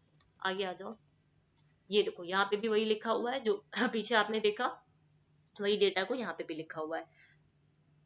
ये चीज क्लियर हुई। अब आ जाओ एप्लीकेशन की बात करते हैं, ठीक है। एनपीसी के एप्लीकेशन कौन कौन से हैं जो मुझे आप लोग को कराने हैं यहाँ पे, क्या क्या एप्लीकेशन है। ये पहला एप्लीकेशन कि to determine the percentage of cases in a normal distribution within given limit और स्कोर। दूसरा एप्लीकेशन क्या है, to determine the percentage of cases below और अबव वाला केस है यहाँ पे। तीसरा application to determine the limit of score which include a given percentage of cases, मतलब ओवरलैपिंग वाला। फिर फोर्थ है आपका to determine the percentile rank of individual, मतलब यहाँ पे परसेंटाइल रैंक निकालना है इंडिविजुअल के उसके खुद के ग्रुप से। फिर percentile value of an individual on the basis of his percentile rank. फिर dividing a group into a sub group according to a certain ability and assigning the grade. फिर हमें कंपेयर कराना है यहाँ पे टू डिस्ट्रीब्यूशन को, overlapping का case होता है यहाँ पे। ठीक है, मैं 4 आपको एप्लीकेशन बताऊंगी एनपीसी के जहां से आपसे क्वेश्चन पूछे गए हुए हैं।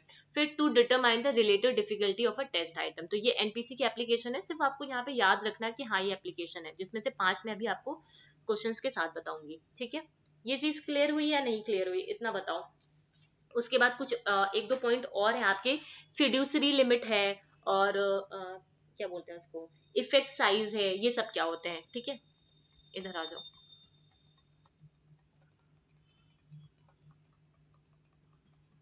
आगे कुछ 2-4 पॉइंट और हैं, वो देख लें तब आगे चलते हैं। ब्लैंक पेज नहीं, रुको,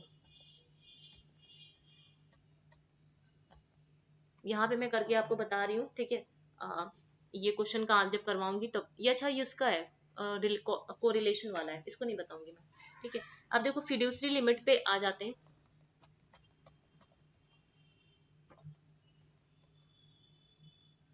अच्छा ये भी देख लो, स्कीवनेस की बात की गई है। स्कीवनेस कहने का मतलब है नॉन सिमेट्रिकल, पॉजिटिवली, अभी मैंने आपको समझा दिया पहले, ये पॉजिटिवली स्क्यूड राइट साइड है, नेगेटिवली स्क्यूड लेफ्ट साइड है।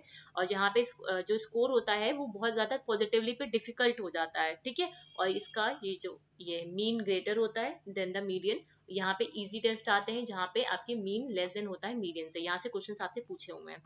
ठीक है, अब यहाँ पे हाइपोथेसिस टेस्टिंग पे चलने से पहले समझ लो फिड्यूसरी लिमिट क्या है और इफेक्ट साइज क्या है। ठीक है,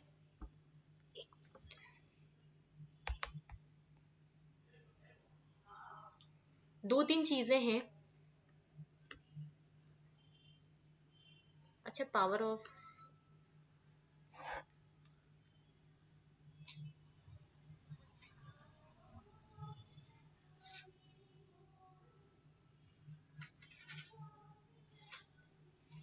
इफेक्ट साइज के बारे में बात करेंगे जब हम लोग वो काम करेंगे, अरे हाइपोथेसिस की बात करेंगे, वहां पे फिड्यूसरी लिमिट्स क्या होती हैं। ये था ना अभी आपके इसमें कंटेंट सिलेबस में। इसे बोलते हैं confidence interval of a population में, क्या बोलते हैं इसे, confidence interval of population mean. ठीक है बात, ये होता है फिड्यूसरी लिमिट, लिख लेना। ठीक है, confidence interval of a population mean, these are the interval within which, समझ लो, these are the interval within which mean of the population will be lie at 95% और 99% लेवल ऑफ कॉन्फिडेंस। लिख लो point, यहाँ पे है नहीं तो लिख लो, these are interval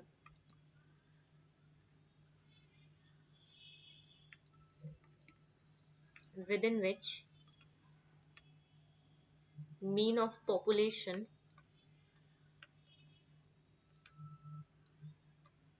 will be at 95% और 99% लेवल ऑफ कॉन्फिडेंस। ठीक है, ऑल्सो नोन एज, इसे और हम क्या बोलते हैं, कॉन्फिडेंस इंटरवल भी बोलते हैं, इसे हम लोग क्या बोलते हैं, और confidence interval of population mean भी बोलते हैं। समझ रहे हो, इसे confidence interval of population mean भी बोलते हैं। तो फिड्यूसरी लिमिट क्या होती है, fiduciary limit are estimated on the basis of a sample mean. ठीक है, on the basis of a sample mean, मतलब ये जो फिड्यूसरी, पहले यहाँ पे ये समझो फिड्यूसरी लिमिट क्या है, कॉन्फिडेंस इंटरवल होता है आपकी पॉपुलेशन में। अब ये जो कॉन्फिडेंस इंटरवल होता है वो 2 लेवल पे काम करता है, 95% लेवल पे काम करता है और 99% पे काम करता है। ठीक है, अब ये 95% क्या है, 99% क्या है, इसकी वैल्यूज क्या है, आगे बात करेंगे। ठीक, इसे ही हम लोग confidence interval of population mean भी बोलते हैं। अगर हमें फिड्यूसरी लिमिट को एस्टिमेट करना है, वो हम किसके बेसिस पे करेंगे, on the basis of the sample mean. ठीक है, सैंपल मीन कहने का मतलब क्या है, आपका जो स्टैटिस्टिक है, और पॉपुलेशन कहने का मतलब क्या है, जो आपका पैरामीटर है। ठीक है, ये होता है यहाँ पे। अब इसका फॉर्मूला क्या है, फॉर्मूला होता है इसका एम, एम मतलब एम पॉप बोलते हैं, ये पॉपुलेशन होता है आपका, प्लस माइनस ये जो है, अरे एक minute,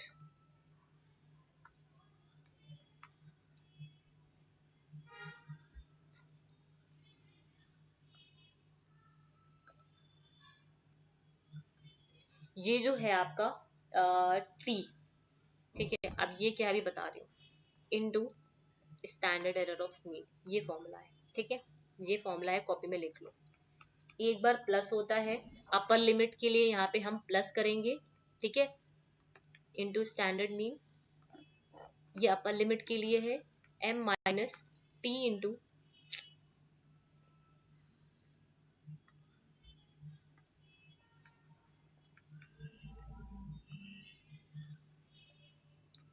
T into standard error of mean, ये लोअर लिमिट के लिए होता है। ठीक है, ये लोअर लिमिट के लिए होता है। अब ये जो टी है आपकी, ठीक है, ये आपका यही जो वैल्यू है 95% और 99%, समझ रहे हो, 95% और 99% पे जो वैल्यूज होती हैं, ये कॉन्फिडेंस इंटरवल की आपकी वैल्यूज होती हैं। जब हम बात करते हैं 99% पे, तो कितना होता है ये आपका 2.58 होता है। ठीक है, और 95% पे 1.96 होता है। ठीक है, तो जैसे कैसे सॉल्व करोगे, यहाँ पे m प्लस माइनस, यहाँ पे अगर मैं बोलूं जैसे टू डायरेक्शनल मतलब टू टेल पे अगर हम बात करेंगे, या फिर वन टेल पे, ठीक है, ऐसे करके क्वेश्चन आता है, आगे है मैं बताऊंगी अभी। टू टेल पे बात करेंगे, वन टेल पे बात करेंगे, तो 95% लेवल पे कितना आपका पॉपुलेशन मीन होगा, ऐसे करके क्वेश्चन आता है। तो 95% लेवल पे निकालना है, तो हम क्या करेंगे, 1.96 कर देंगे। ठीक है, 1.96 कर देंगे। और स्टैंडर्ड ऑफ मीन कैसे निकालेंगे, स्टैंडर्ड ऑफ मीन हम निकालते हैं, ये भी फॉर्मूला लिख लो। स्टैंडर्ड ऑफ मीन निकालते हैं, standard deviation divided by under root of N, N is the number of जो डिस्ट्रीब्यूशन आपको गिवन है।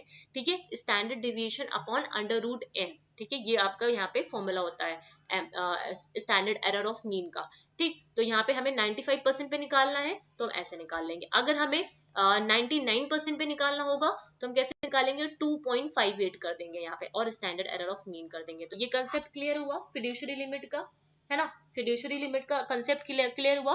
और स्टैंडर्ड एरर ऑफ मीन कैसे निकालते हैं, स्टैंडर्ड एरर ऑफ मीन निकालते हैं standard deviation divided by the number of score. ये चीज क्लियर हो गई ना, यहाँ तक तो दिक्कत नहीं होगी, आगे चले।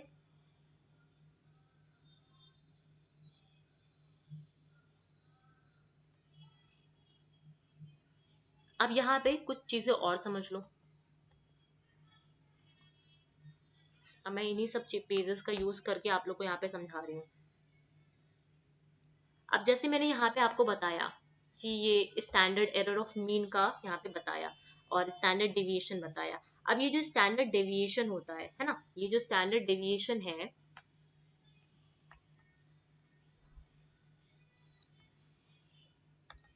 ये जो स्टैंडर्ड डेविएशन है ना, ये जो स्टैंडर्ड डेविएशन है, ये क्या है, standard deviation is the standard deviation measure the standard distance, major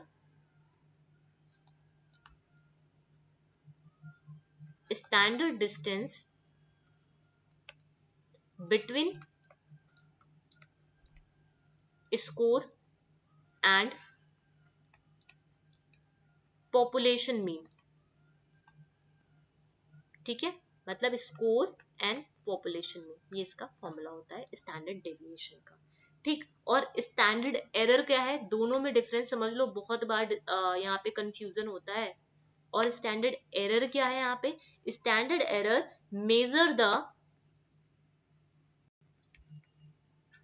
standard deviation, standard distance, sorry deviation बोल रही हूँ, standard distance between the sample mean, difference समझो, दोनों में क्वेश्चन पूछे जाते हैं, sample mean and the population mean. ठीक है, एंड द पॉपुलेशन मीन क्या फॉर्मूला हो जाता है, ये आपका स्टैंडर्ड मीन और ये आपका पॉपुलेशन मीन। इन दोनों के बीच का होता है ये स्टैंडर्ड एरर, ठीक है। जो स्टैंडर्ड डेविएशन होता है दोनों ही स्टैंडर्ड डिस्टेंस को ही मेजर करते हैं, लेकिन जो स्टैंडर्ड डेविएशन होता है वो मेजर करता है कौन से स्कोर्स को, पॉपुलेशन मीन के स्कोर्स का, ठीक है। डिस्टेंस जो होता है उसको मेजर करता है। और स्टैंडर्ड एरर क्या करता है, मेजर करता है standard deviation between the sample mean and population mean, ठीक है, between the sample mean and population mean. ये कंसेप्ट क्लियर हुआ। एक एक कंसेप्ट को मैं यहाँ पे स्टैंडर्ड डेविएशन, स्टैंडर्ड एरर हो गया, और आपका ये था फिडुशियरी लिमिट हो गया, पॉपुलेशन का क्या फॉर्मूला होता है, ये क्लियर हो गया, ठीक। अब आ जाओ नेक्स्ट पे। अब यहाँ पे बात करते हैं, ये कहाँ गया, ये रहा, ये हाइपोथेसिस टेस्टिंग है। अब हाइपोथेसिस टेस्टिंग को करने से पहले मैं आपको यहाँ पे क्लियर कर दूं कि हाइपोथेसिस होता, मतलब हाइपोथेसिस क्या होता है ये तो पता होगा, लेकिन हाइपोथेसिस आपकी दो तरीके की होती है। कितने तरीके की होती है आपकी, दो तरीके की होती है। एक होती है रिसर्च हाइपोथेसिस, एक होती है आपकी रिसर्च हाइपोथेसिस, एक होती है आपकी नल हाइपोथेसिस, ठीक है। यहीं पे आपको बता रही हूँ, अलग से पेज नहीं ले रही। जो हाइपोथेसिस है आपका, ठीक है, वो दो तरीके की होती है, ठीक है। एक होती है रिसर्च, एक होती है आपकी null hypothesis. I think hypothesis मैंने इससे पहले वाले में बताई है, ठीक है। अब जो ये रिसर्च हाइपोथेसिस है इसी ही हम लोग अल्टरनेट हाइपोथेसिस बोलते हैं। क्या बोलते हैं, अल्टरनेट हाइपोथेसिस बोलते हैं, जो दो तरीके की होती है। दो तरीके कहने की मतलब, एक होती है डायरेक्शनल, मुझे ऐसा लग रहा है मैंने पढ़ाया है किसी को, ये कहाँ याद नहीं आ रहा मुझे, नॉन डायरेक्शनल, ठीक है। ये समझ में आया हाइपोथेसिस का कंसेप्ट, एक होता है डायरेक्शनल, एक होता है नॉन डायरेक्शनल। अब ये डायरेक्शनल और नॉन डायरेक्शनल क्या होता है, अभी जो यहाँ पे आपने समझा है, ठीक है, इधर आओ पीछे, जी रहा, ये क्या है आपका, यहाँ पे क्या है, जैसे ये डायरेक्शनल और नॉन डायरेक्शनल क्या है, जो रिसर्च हाइपोथेसिस है एक डायरेक्शनल होती है, एक नॉन डायरेक्शनल होती है। ये जब पॉजिटिवली स्क्यूड हो रहा है तो ये क्या है, डायरेक्शनल है। मतलब यहाँ पर आपको एक डायरेक्शन पता चल रही है कि पॉजिटिवली स्क्यूड हो रहा है। जब ये नेगेटिवली स्क्यूड हो रहा है तो भी ये क्या है, डायरेक्शनल है। यहाँ पे आपको पता चल रहा है कि ये आपका नेगेटिवली स्क्यूड है। लेकिन जब हम इस केस में आते हैं, इस केस में, तो यहाँ पे ये क्या है, ये आपका नॉन डायरेक्शनल है। ये क्या है आपका, नॉन डायरेक्शनल है। समझ रहे हो, ये चीज समझ में आया, क्योंकि यहाँ पे आपको देखो डायरेक्शनल में क्या पता चल रहा है, ये जो इसकी पूछ है किस साइड पे जा रही है, नेगेटिव के साइड पे जा रही है, इसकी ये पूछ किस साइड पे जा रही है, पॉजिटिव के साइड पे जा रही है, मतलब एक डायरेक्शन मिल रहा है ना।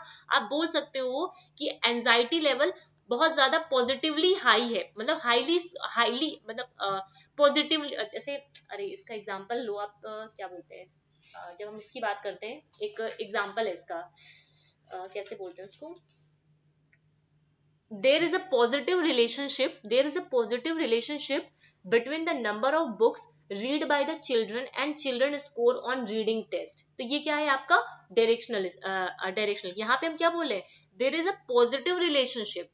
पॉजिटिव कहने का मतलब हम डायरेक्शन बता रहे हैं, या there is a negative relationship, हम यहाँ पे बता रहे हैं नेगेटिवली जा रहा है, तो ये डायरेक्शनल है। और नॉन डायरेक्शनल क्या हो जाएगा, देयर इज अ रिलेशनशिप, हमने सिर्फ बोला था यहाँ पे रिलेशनशिप हो सकता है पॉजिटिव हो सकता है नेगेटिव हो, हमें नहीं पता, ठीक है। देयर इज अ रिलेशनशिप, ठीक है, there is a positive relationship is a directional, there is a relationship, ये आपका नॉन डायरेक्शनल हो गया। जो डायरेक्शनल होता है, ठीक है, जो अब यहाँ पे टू टेल और वन टेल टेस्ट की भी बात कर लेते हैं, ठीक है। टू टेल टेस्ट कौन सा है ये आपका, ये देखो दो टेल मिल रही है यहाँ पे, तो ये नॉन डायरेक्शनल जो होता है इसे ही हम लोग टू टेल बोलते हैं। क्या बोलते हैं, इसे टू टेल टेस्ट बोलते हैं। और जो डायरेक्शनल होता है जिसमें एक साइड पे पूंछ होती है, इसे वन टेल बोलते हैं, क्योंकि एक ही तरफ पूंछ इसकी जा रही है, वन टेल बोलते हैं। समझ में आई बात, ये समझ में आया ना, टू टेल और वन टेल, ये टेस्ट भी मैंने यहाँ पे क्लियर कर दिया आपको, ठीक, ये क्लियर हो गया। अब आगे आ जाओ, हाइपोथेसिस टेस्टिंग पे आ जाते हैं। हाइपोथेसिस टेस्टिंग पे आते हैं यहाँ पे, तो सबसे पहले आपका काम क्या होगा, अब यही चीजें मुझे समझानी है यहाँ पे आपको, ठीक है। स्पेसिफाई करना नल हाइपोथेसिस को और अल्टरनेट हाइपोथेसिस को, जो आप स्पेसिफाई यहाँ से कर लोगे। आपने स्पेसिफाई कर दिया कि नल हाइपोथेसिस क्या है और अल्टरनेट हाइपोथेसिस क्या है आपका यहाँ पे। फिर सेटअप किया आपने सिग्निफिकेंस लेवल। अब ये सिग्निफिकेंस लेवल क्या है आपके, सिग्निफिकेंस लेवल क्या है आपके यहाँ पे, सिग्निफिकेंस लेवल आपका 95% पे भी हो सकता है और 99% पे भी सिग्निफिकेंस लेवल आपका यहाँ पे हो सकता है। समझ रहे हो, सिग्निफिकेंस जो है आपका वो 95% पे भी हो सकता है और 99 9% पे भी हो सकता है, ठीक है। ये लेवल आप सेट करोगे यहाँ पे, सिग्निफिकेंस का लेवल, है ना।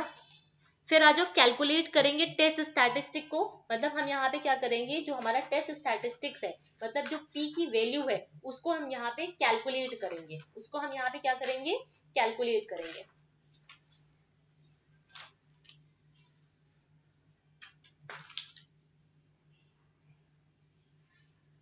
ठीक है, टेस्ट स्टैटिस्टिक को कैलकुलेट करेंगे, फिर ड्रॉ करेंगे कंक्लूजन मेक डिसीजन, ठीक है। कंक्लूजन मेक जो डिसीजन है उनको हम यहाँ पे ड्रॉ करेंगे, ठीक है।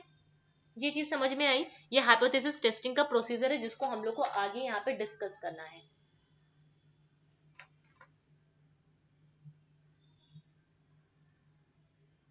अब यहाँ पे एक डेटा आप लोग बना लो, इसको हम लोग अभी आगे बता रही हूँ कैसे है। अच्छा यहाँ पे भी देख लो, अब ये जब ये टेस्ट स्टैटिक जो पी वैल्यू है, पी वैल्यू को कैलकुलेट करना मैंने आपको बता दिया, ठीक है। क्या था, m प्लस माइनस आपका मान लो 1.96 है into standard error of mean, यहाँ से आप पी वैल्यू कैलकुलेट कर लोगे। अब कंक्लूजन को कैसे ड्रॉ करोगे, कंक्लूजन को ड्रॉ करोगे पी वैल्यू को देख करके, p is greater than equal to significance level, अगर p की जो वैल्यू है वो sorry less than equal to significance level. अब सिग्निफिकेंस लेवल क्या है, 95% या फिर 99%। सिग्निफिकेंस लेवल से अगर लेस देन या फिर इक्वल टू है तो उस केस में हम रिजेक्ट कर देंगे नल हाइपोथेसिस को in favour of alternate hypothesis, ठीक है। मतलब ऐसे समझो, अगर जो आपका p का वैल्यू है वो लेस देन इक्वल टू है हमारा सिग्निफिकेंस लेवल से, ठीक है, जो भी हमारा सिग्निफिकेंस लेवल है उससे, ठीक है, तो उस केस में हम क्या कर देंगे, हमारा जो नल हाइपोथेसिस है उसको हम रिजेक्ट कर देंगे और अल्टरनेट को यहाँ पे अल्टरनेट हाइपोथेसिस को क्या कर देंगे, एक्सेप्ट कर लेंगे। अल्टरनेट हाइपोथेसिस को यहाँ पे हम एक्सेप्ट कर लेंगे और बोलेंगे जो हमारा टेस्ट है वो स्टैटिस्टिकली सिग्निफिकेंट है ना। और दूसरे केस में अगर p की वैल्यू हमारी ग्रेटर हो जाती है तो यहाँ पे जो सिग्निफिकेंस लेवल होगा, सिग्निफिकेंस लेवल ऑफ अल्फा, ठीक है, अल्फा की जो वैल्यू होगी वहां पे हम क्या करेंगे, नल हाइपोथेसिस को रिजेक्ट नहीं कर पाएंगे, ठीक है। नहीं कर पाएंगे मतलब इसको हम लोग एक्सेप्ट कर लेंगे, ठीक है, यहाँ पे हम लोग एक्सेप्ट कर लेंगे। तो वही लिखा हुआ है यहाँ पे, significance level of alpha, then we fail to reject the null hypothesis, result is not statistically significant. यहाँ पे जो रिजल्ट होगा वो स्टैटिस्टिकली सिग्निफिकेंट नहीं होगा और यहाँ पे सिग्निफिकेंट होगा। तो ऐसे हम कंक्लूजन को यहाँ पे ड्रॉ करेंगे, ठीक है। बात वही चीज यहाँ पे भी लिखी हुई है इसमें, ठीक है। जब हम यहाँ पे, हाँ ठीक है, ये चीज समझ में आई। अब यहाँ पे एक चीज है जो टू टेल और वन टेल की मैं यहाँ पे बात कर रही हूँ, यहाँ पे जैसे टू टेल यहाँ पे है ना, मैं वैल्यूज भी बता दे रही हूँ यहाँ पे, और ये जो वन टेल है, ठीक है, इनकी वैल्यूज क्या है वन टेल टेस्ट की। अगर 0.05 लेवल पे देखें, ये सिग्निफिकेंस लेवल है, लेवल ऑफ अल्फा वैल्यू है, ठीक है, और 0.01 पे देखें, ठीक है। देखो 95% और 99%, जब इसको हमें डिसाइड करना होता है तो यहाँ पे क्या होता है कि आपका ये हम 100 में करते हैं, 99/100 मतलब 1 चांस है आपको नल हाइपोथेसिस को रिजेक्ट करने का, और यहाँ पे 95/100 यहाँ पे 5 चांसेस मिलेंगे नल हाइपोथेसिस को रिजेक्ट करने के आपके। तो ये फिडुशियरी लिमिट के अंदर ही आपका यहाँ पे आता है, ठीक है। तो 0.01 हो गया। अब यहाँ पे 0.05 लेवल पे मतलब 95% जो लेवल ऑफ कॉन्फिडेंस है और 99% कॉन्फिडेंस जो इंटरवल है, यहाँ पे 0.05 लेवल पे जो टू टेल टेस्ट की वैल्यू होगी वो क्या होगी, 1.96 होगी, और 0.01 पे कितनी होगी, 2.58 होगी। ये समझ में आया। और वन टेल की क्या होगी, 1.64 होगी, और यहाँ पे कितनी होगी आपकी 2.33 होगी। ये वैल्यूज आपको याद रखनी है, समझ रहे हो, ये वैल्यूज आपको यहाँ पे याद रखनी है। अब इसी में एक क्वेश्चन पूछा जाता है आपसे कि हम जो लाइकलीहुड है ना, ये जो लाइकलीहुड है टाइप 1 एरर की और टाइप 2 एरर की, है ना, टाइप 1 एरर की और टाइप 2 एरर की जो लाइकलीहुड है। अब ये टाइप 1 एरर और टाइप 2 एरर क्या है, इसके बारे में भी अभी हम बात करते हैं, ठीक है। या तो पहले समझ लो टाइप 1 एरर और टाइप 2 एरर है ही क्या। रुको एक मिनट, मैं एक चीज यहाँ पे लिख रही हूँ, वो आप लोग अपनी कॉपी में लिख लो। बहुत इंपॉर्टेंट चीजें हैं ये सारी जितनी मैं यहाँ पे आप लोग को लिख के बता रही हूँ। इसको मैं स्लाइड पे बना करके नहीं समझा सकती थी, इसलिए मैंने ब्लैंक स्लाइड का यहाँ पे यूज किया है, क्योंकि आप जब लिखोगे तो समझोगे। अब जब यहाँ पे डिसीजन मेकिंग वाला जो स्टेप था, ये वाला, ये जो डिसीजन मेकिंग स्टेप था, यहीं पे हम लोग को चेक करना होता है कि जो टाइप 1 और टाइप 2 का जो लाइक्लीहुड है वो कैसे होगा, जिससे हम पी वैल्यू को डिसाइड कर पाए। तो वो कैसे होता है, यहाँ पे देखो, यहाँ पे आपके कुछ केसेस आते हैं, ठीक है। जब हम डिसीजन मेकिंग कर रहे होते हैं तो यहाँ पे 4 डिसीजन होते हैं। कितने डिसीजन होते हैं यहाँ पे?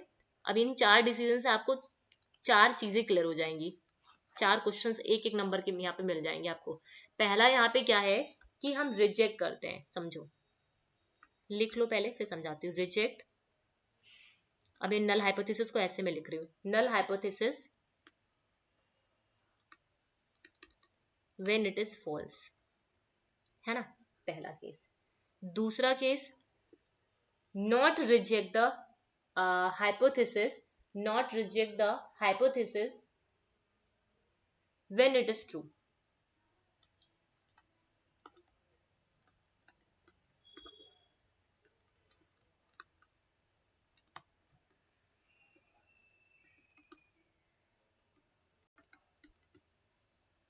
तीसरा case, to reject the null hypothesis, to reject null hypothesis when it is true.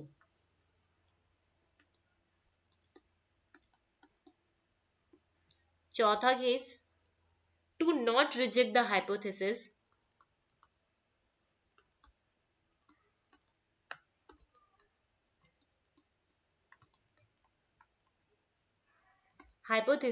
when it is false, when it is false। तो ये 4 केसेस है। अब ये 4 केसेस के बारे में लिखो। Reject the null hypothesis when it is true, when it is false, मतलब हम क्या कर रहे हैं, रिजेक्ट कर रहे हैं नल हाइपोथेसिस को जब वो फॉल्स है। तो ये करेक्ट डिसीजन है, ये क्या है, करेक्ट डिसीजन है ना, हम रिजेक्ट कर रहे हैं, तो इसे बोलते हैं 1 माइनस बीटा। 1 माइनस बीटा कहने का मतलब पावर ऑफ द टेस्ट, ठीक है। हम रिजेक्ट कर रहे हैं नल हाइपोथेसिस को जब वो फॉल्स है, ठीक है, ये होता है पावर ऑफ द टेस्ट। पहला क्वेश्चन यहाँ से मिला। फिर to not reject the hypothesis when it is true, हम हाइपोथेसिस को रिजेक्ट नहीं कर रहे हैं, ठीक है, नहीं कर रहे हैं जबकि वो ट्रू है, ठीक है। तो ये भी क्या है, हमारा करेक्ट डिसीजन है। जब वो गलत नहीं है तो हम क्यों रिजेक्ट करेंगे। तो ये हो गया आपका 1 माइनस एल्फा, है ना। इसे बोलते हैं कॉन्फिडेंस इंटरवल, ठीक है, इसे क्या बोलते हैं, कॉन्फिडेंस इंटरवल। अब ये कॉन्फिडेंस इंटरवल कहाँ पे आता है आपका, 95% और 99, ठीक है, 95% और 95, ये जो यहाँ पे मैंने बताया है, मतलब यहाँ पे 5 चांसेस मिलेंगे आपको नल हाइपोथेसिस को रिजेक्ट करने के, और यहाँ पे 1 चांस मिलेगा, ठीक है। फिर आ जाते हैं नेक्स्ट पे, to reject the null hypothesis when it is true. अब ये तो गलत डिसीजन हो गया, हमने रिजेक्ट कर दिया नल हाइपोथेसिस को जबकि वो ट्रू थी, तो ये रॉन्ग डिसीजन हो गया। ये कैसा डिसीजन हो गया, रॉन्ग डिसीजन हो गया। इसी को ही हम लोग बोलते हैं अल्फा या फिर टाइप 1 एरर, ठीक है। हम रिजेक्ट कर रहे हैं नल हाइपोथेसिस को जबकि वो ट्रू है। फिर to not reject the hypothesis when it is false, ये भी गलत डिसीजन हो गया, हम नहीं रिजेक्ट कर रहे हैं नल हाइपोथेसिस को जबकि वो फॉल्स है, तो ये भी रॉन्ग डिसीजन हो गया। ये हो गया बीटा, ठीक है, alpha is the type 1 error, beta is the type 2 error, ठीक है। तो ये टाइप 2 एरर हो गया। तो 4 क्वेश्चन मिल गए आपको यहाँ से, बस इसी को लिख लो अपनी कॉपी में। समझ में आया? अगर किसी को क्वेरी होगी तो पूछ लेना, ठीक है। तो ये हो गए 4 क्वेश्चन आपके यहाँ से, समझ में आए बात? ठीक, आगे चले।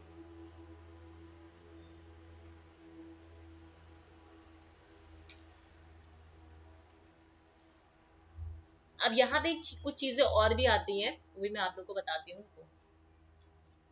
हाँ, जो लाइक्लीहुड मैं आपको यहाँ पे बताना चाह रही थी कि जो टाइप 1 एरर और टाइप 2 एरर की जो लाइक्लीहुड है, अगर उसको हम इंक्रीज कराना चाह रहे हैं या फिर डिक्रीज कराना चाह रहे हैं, तो उस केस में हमें क्या करना पड़ेगा, ठीक है। तो ये चीज यहाँ पे हम लोग देखेंगे जब हम बात करेंगे टाइप 1 एरर का, है ना।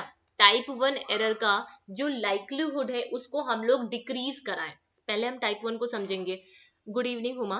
टाइप 1 एरर का अगर हम लाइक्लीहुड डिक्रीज कराना चाह रहे हैं तो उस केस में हम क्या करेंगे, यहाँ पे आओ, ये है जैसे, ठीक। यहाँ पे हम क्या करेंगे, टाइप देखो 95% कहाँ पे आएगा आपका, अभी जब ये वैल्यू देखा था तो 95% कहाँ पे आ रहा था, यहाँ पे आ रहा था ना 95%, और 99% कहाँ पे आएगा, समथिंग यहाँ पे आएगा। समझ रहे हो, ये चीज समझो। यहाँ पे मैं पेन दूसरा यूज कर रही हूँ, तो 95% यहाँ पे आ रहा था और 99% कहाँ पे आ रहा था, यहाँ पे आ रहा था। ठीक, अगर हमें टाइप 1 एरर को डिक्रीज कराना है तो जो हमारा सिग्निफिकेंस लेवल है ना, सिग्निफिकेंस लेवल है वो 95% से किधर की तरफ जाएगा, 99% जाएगा। ठीक है, सिग्निफिकेंस लेवल किधर की तरफ जाएगा, 95% से 99% की तरफ जाएगा। अगर हमको टाइप 1 एरर का जो लाइकलीहुड है उसको डिक्रीज कराना है, पहली बात समझ में आया। दूसरी बात, अगर हमें टाइप 2 एरर का लाइकलीहुड डिक्रीज कराना है, टाइप 2 एरर कौन सी, यहाँ पे, ठीक है, टाइप 2 एरर जो है आपका जो बीटा है आपका, अगर उसका लाइकलीहुड हमें डिक्रीज कराना है तो उस केस में जो सिग्निफिकेंस लेवल होगा वो यहाँ से इधर की तरफ जाएगा, 99% से 95% की तरफ जाएगा। समझ लो, 99% से 99% से 95% की तरफ जाएगा। उस केस में जो टाइप 2 एरर है वो डिक्रीज हो जाएगा और टाइप 1 एरर आपका इंक्रीज कर जाएगा। तो हम यहाँ पे कह सकते हैं जो टाइप 1 एरर है इज इनवर्सली प्रोपोर्शनल टू, ये क्या हो गया, जो टाइप 1 एरर है वो आपका इनवर्सली प्रोपोर्शनल है टाइप 2 एरर के। ठीक है, टाइप 2 एरर के ये इनवर्सली प्रोपोर्शनल है। ये बात समझ में आई, यहां से भी क्वेश्चन आपसे पूछा हुआ है। ठीक है, क्लियर हो गया। टाइप 1 एरर का जो लाइकलीहुड है हम कैसे इंक्रीज और डिक्रीज करा सकते हैं और टाइप 2 का हम लोग कैसे इंक्रीज और डिक्रीज करा सकते हैं। ठीक है, अब यहाँ पे एक चीज पूछी जाती है कि ये जो टू टेल टेस्ट है ना, और ये जो वन टेल टेस्ट है, अभी तो वन टेल टेस्ट और टू टेल टेस्ट, ये जो मैं ये जो बोल रही हूँ समझ में आ रहा होगा ना।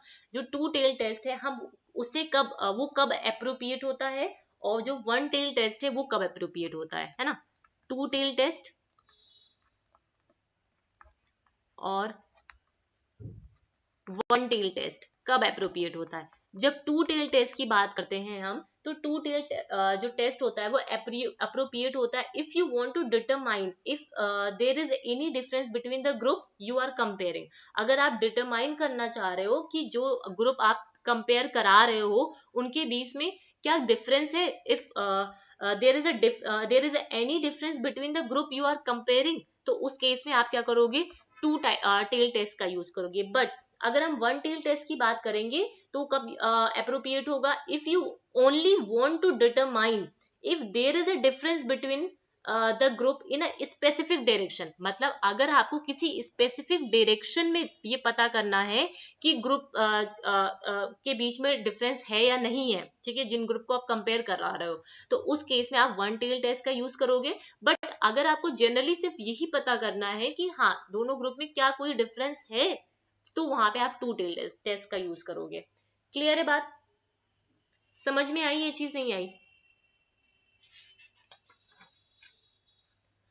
अब आ जाओ नेक्स्ट, आगे इफेक्ट साइज पे चलते हैं, अगर ये चीज क्लियर हो गई है। और हाँ, एक क्वेश्चन यहाँ पे ये भी पूछा जाता है कि जो टू टेल टेस्ट होता है वो थोड़ा सा मतलब सॉरी टू टेल टेस्ट कह रही हूँ, वन टेल जो टेस्ट होता है वो क्यों उसका एडवांटेज क्या है उसको यूज करने का। तो उसका एडवांटेज क्या होता है, ये मोर स्टैटिस्टिकल होता है। ठीक है, मतलब ये इसका जो ये ज्यादा स्टैटिस्टिकल होता है। दूसरी बात, इसका जो पावर होता है, ठीक है, टू टेल टेस्ट के कंपैरिजन में वो ज्यादा होता है। ठीक है, पावर जो होता है वो ज्यादा होता है, इसलिए ये थोड़ा सा अच्छा माना जाता है यहाँ पे। नेक्स्ट आ जाओ, इफेक्ट साइज की बात करते हैं। ठीक है, इफेक्ट साइज कहने का मतलब क्या है, magnitude of the difference between the group. ठीक है, मतलब दो ग्रुप के बीच का जो डिफरेंस होता है ना, जो दो ग्रुप के बीच का डिफरेंस होता है उसे ही हम लोग यहाँ पे इफेक्ट साइज बोल देते हैं। मतलब बताता है how relevant the relationship between the two variable is in practice. मतलब जो भी वेरिएबल्स हैं उनके बीच का जो रिलेशनशिप है कितना ज्यादा वो रेलिवेंट है या फिर नहीं है, इस केस को ये बताता है यहाँ पे। ठीक है, जहाँ पे हम लोग इसका जो फॉर्मूला होता है वो होता है जैसे यहाँ पे मैं बताती हूँ आपको, रुको, एक यहाँ पे फिगर बना लो इसको। एक होता है कंट्रोल ग्रुप, एक होता है ट्रीटमेंट ग्रुप। दो ग्रुप होते हैं ना, मतलब दो ग्रुप का जो मैग्नीट्यूड का डिफरेंस होता है उसको हम लोग यहाँ पे देखते हैं। ठीक है, कॉपी में बना लो इसको।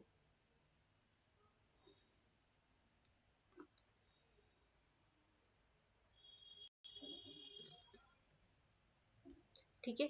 अब ये जो गैपिंग है ये इसे हम लोग बोलते हैं डी, ठीक है। यही आपका इफेक्ट साइज होता है, ठीक है, यही आपका यहाँ पे इफेक्ट साइज होता है, ठीक है। ये है आपका कंट्रोल ग्रुप, ये है आपका ट्रीटमेंट ग्रुप, समझ रहे हो, ये है आपका कंट्रोल ग्रुप, ये है आपका ट्रीटमेंट ग्रुप, समझ में आई बात। अब ये जो बीच का है ये आपका इफेक्ट साइज है, जिसे कोहेशन, कोहेशन इसे क्या बोलते हैं, कोहेशन बोलते हैं, ठीक है, कोहेशन, कोहेंस, कोहेंस बोलते, कोहेशंस नहीं बोलते, कोहेंस, डी, ये डी क्या है, कोहेंस है, और इसका फॉर्मूला होता है mean difference upon standard deviation, समझ रहे हो, स्टैंडर्ड डेविएशन ये इसका फॉर्मूला होता है।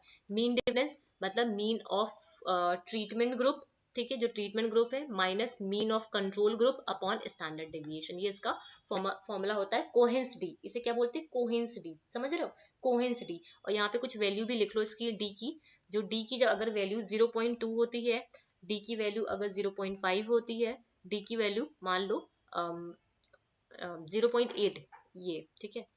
तो यहाँ पे जो इफेक्ट साइज होता है, अगर कोहेंस की वैल्यू इतनी है, कोहेंस डी की वैल्यू इतनी है, तो इफेक्ट साइज क्या होगा आपका, यहाँ पे स्मॉल होगा, ठीक है। और यहाँ पे कितना होगा आपका, मीडियम होगा, और यहाँ पे 0.8 पे लार्ज होगा इफेक्ट साइज, ठीक है।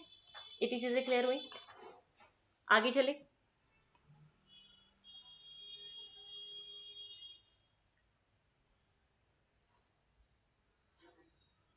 टाइप 1 एरर, कैसे कंक्लूजन को ड्रॉ करना है ना, two tail one tail test, ये सारी चीजें हो गई, और लाइकलीहुड भी हमने देख लिया, और ये जो इफेक्ट साइज होता है उसको भी हम लोग ने देख लिया, ठीक है। अब आ जाते हैं हम लोग दूसरे पे, पैरामीट्रिक टेस्ट पे और नॉन पैरामीट्रिक टेस्ट पे, ठीक है।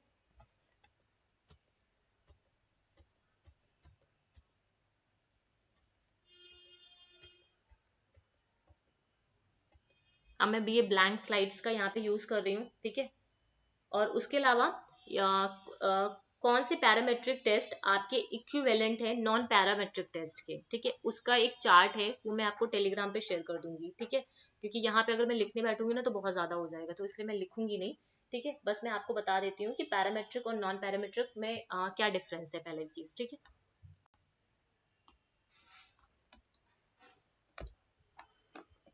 और ज्यादातर लोग को मुझे लगता है पता होगा।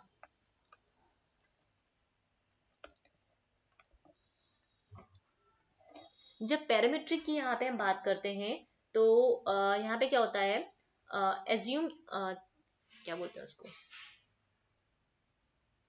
जैसे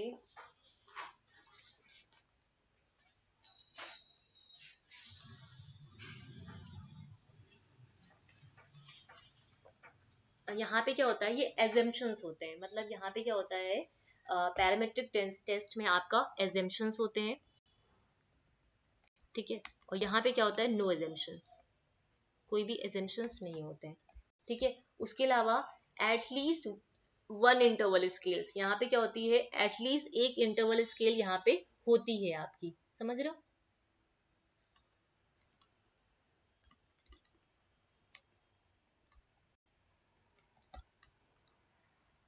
और यहाँ पे क्या होता है, नॉमिनल एंड ऑर्डिनल स्केल, ठीक है। फिर तीसरा पॉइंट, यहाँ पे ये क्या होता है, यहाँ पे ये जो टेस्ट होते हैं, मतलब यहाँ पे क्या होता है, यहाँ पे ये डिस्ट्रीब्यूशन फ्री होता है, ठीक है, ये डिस्ट्रीब्यूशन फ्री टेस्ट होता है, ठीक है, समझ में आई बात, ठीक।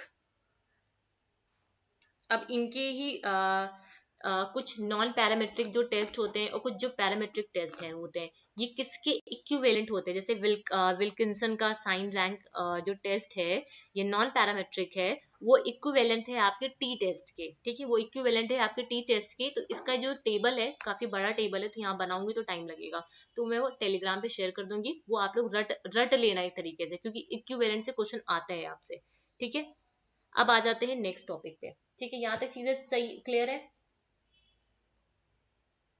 अब यहाँ पे एक चीज और आती है, जैसे हम बात करते हैं उसकी इन्फ्रेंशियल डेटा की, जब हम यहाँ पे बात करते हैं इन्फ्रेंशियल में, तो वहां पे आता है कि एक फॉर्मूला आता है परसेंटेज ऑफ कॉमन वेरिएंस, ठीक है, एक फॉर्मूला आता है यहाँ पे, लिख लो, इससे क्वेश्चन पूछा हुआ है इसलिए बता रही हूँ। परसेंटेज ऑफ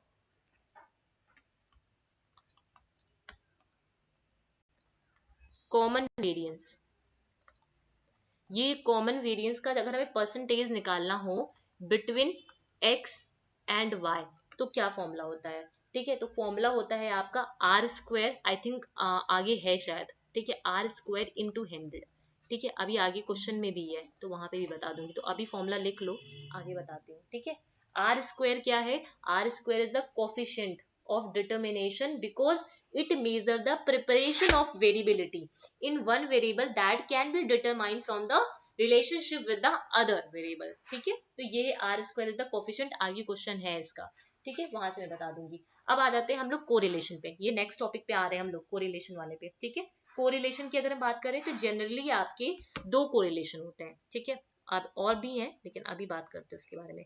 कोरिलेशन की अगर मैं बात करूं, जो ये कोरिलेशन क्या है, एक स्टैटिस्टिकल टेक्निक है that is used to measure and describe the relationship between the two variables, ठीक है, दो वेरिएबल कितने ज्यादा आपस में रिलेटेड है, एसोसिएटेड है, उनके बीच का ये रिलेशनशिप बताती है, जहां पे एक होता है पॉजिटिव, एक होता है नेगेटिव, समझ रहे हो, पॉजिटिव कोरिलेशन और नेगेटिव कोरिलेशन। जब हम बात करते हैं यहाँ पे पॉजिटिव कोरिलेशन की, तो पॉजिटिव मतलब क्या होता है, मान लो दो वेरिएबल अगर ये ऊपर जा रहे हैं मतलब पॉजिटिव है तो दोनों ही जाएंगे, ठीक है, अगर दोनों मतलब या तो पॉजिटिव है तो दोनों सेम डायरेक्शन में जाएंगे, नेगेटिव है तो नेगेटिव में जाएंगे, तो ये पॉजिटिवली होता है, ठीक है, अगर एक हाई है तो दूसरा भी हाई होगा, एक लो है तो दूसरा भी लो होगा, तो ये पॉजिटिव कोरिलेशन होता है। नेगेटिव में क्या होता है, एक हाई है तो दूसरा लो होगा, ठीक है, एक हाई है तो दूसरा क्या होगा, यहाँ पे लो होगा, एक लो है तो दूसरा क्या होगा, यहाँ पे हाई होगा, ठीक है, तो ये होता है आपका पॉजिटिव और नेगेटिव कोरिलेशन, ठीक है।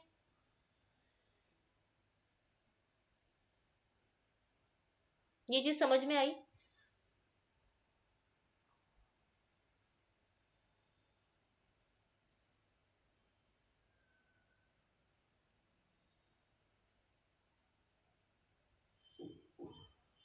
ठीक, अब आ जाओ नेक्स्ट यहाँ पे, जैसे इसी में ही आता है फिर लीनियर और नॉन लीनियर, समझ रहे हो, लीनियर और नॉन लीनियर। जब लीनियर की बात करते हैं यहाँ पे, तो लीनियर कैसा है आपका, इससे ग्राफ से समझो, ये क्या है, लीनियर है। जब हम नॉन लीनियर की बात करते हैं तो ये कैसा है आपका, नॉन लीनियर है, समझ में आई बात, ठीक है, ये क्या है, नॉन लीनियर है, ठीक। और इसी में एक होता है कि नो रिलेशन, कब नो रिलेशन होगा, नो रिलेशन कब होगा, यहाँ पे मैं ग्राफ के थ्रू समझाती हूँ, देखो ग्राफ से अगर समझे यहाँ पे, तो ये है आपका, अरे एक मिनट,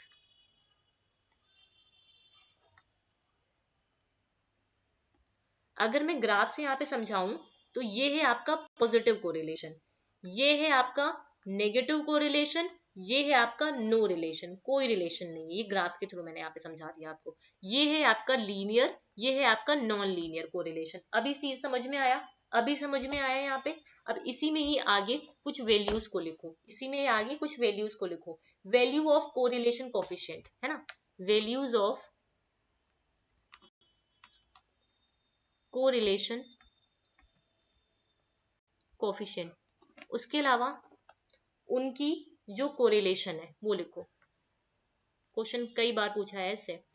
क्या वैल्यू है, +1 है ना, -1, 0, 0 से 0.25 है ना, और 0.75 से +1, ठीक है, फिर -0.25 से 0 और -0.75 से -1, ये है, ठीक है। अब ये क्या है आपका, ये जो है आपका परफेक्ट पॉजिटिव कोरिलेशन है, ये क्या है आपका परफेक्ट पॉजिटिव कोरिलेशन है, कॉपी में लिख लो। और ये -1 क्या है, परफेक्ट नेगेटिव कोरिलेशन है, परफेक्ट नेगेटिव कोरिलेशन है। 0 क्या है यहाँ पे, there is a no relation, no correlation. 0 से 2.5 वीक पॉजिटिव कोरिलेशन, ये क्या है, वीक पॉजिटिव कोरिलेशन है। 0.75 से +1, ये है आपका स्ट्रॉन्ग पॉजिटिव कोरिलेशन, ये क्या है, स्ट्रॉन्ग पॉजिटिव कोरिलेशन है 0.25 से 0 तक का अगर देखें, वीक नेगेटिव कोरिलेशन है, और 0.075 से -1 तक देखें स्ट्रॉन्ग नेगेटिव कोरिलेशन है।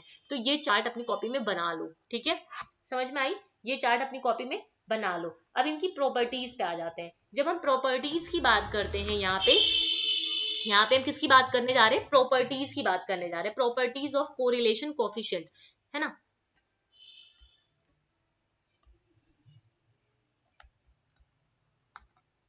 प्रॉपर्टीज ऑफ कोरिलेशन कोफिशिएंट, अगर प्रॉपर्टीज की यहाँ पे मैं बात करूं तो पहली जो प्रॉपर्टी है वो है correlation coefficient lies between -1 to +1, ठीक है, किसमें लाइज करता है, -1 टू +1। देख लो यहाँ पे रेंज -1 से स्टार्ट हुआ था, यहाँ पे देखो ये माइनस था, यहाँ पे सॉरी ये +1 था, ये -1 था, ठीक है, तो रेंज क्या है आपका, -1 से +1 चलता है। दूसरी प्रॉपर्टी क्या है, कोरिलेशन कोफिशिएंट जो होता है इंडिपेंडेंट होता है, ठीक है, independent of change of origin and scale, ठीक है, ये आपका ध्यान रखना, इंडिपेंडेंट ऑफ चेंज ऑफ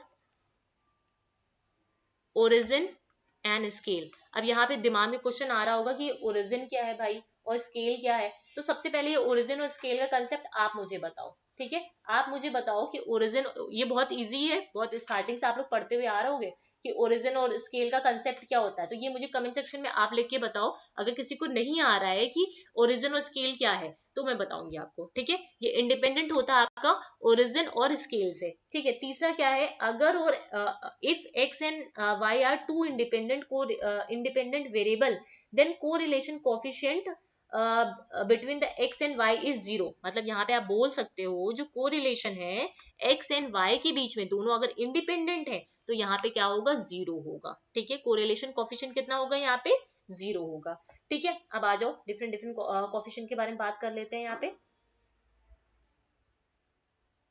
इसको एक क्वेश्चन होगा, रुको,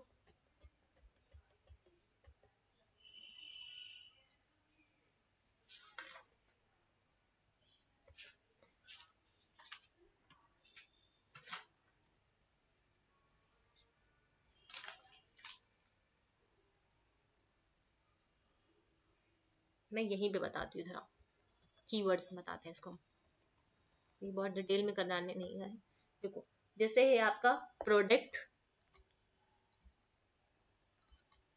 अब यहाँ पे जो क्वेश्चंस आपको लिखे मिल रहे हैं, मैं क्वेश्चन प्रैक्टिस नहीं करा रही यहाँ पे, वो क्वेश्चंस मैं आपको टेलीग्राम पे दूंगी करने के लिए, और बताना ये जो कंटेंट पढ़ा है क्या उससे हो पा रहा है, नहीं हो पा रहा है, ये जो भी लिखे हैं रैंक ऑर्डर आज ही दूंगी मैं आप लोग को, ये कोरिलेशन, तो ये टेलीग्राम पे करना और बताना कि क्वेश्चन क्या बन पा रहा है आप लोग का या नहीं बन पा रहा, बाय सीरियल कोरिलेशन, ठीक है, थोड़ा क्योंकि खुद से भी प्रैक्टिस करो, सभी मैं ही करा दूं, पॉइंट बाय सीरियल कोरिलेशन, ठीक है। अब देखो 4 कोरिलेशन यहाँ पे आपको समझ में आ जाएंगे, ठीक है, 4 कोरिलेशन। अब ये जो प्रोडक्ट मूवमेंट कोरिलेशन है ना, प्रोडक्ट मूवमेंट जो कोरिलेशन है वहां पे जो दोनों वेरिएबल्स होते हैं are in interval scale, both variable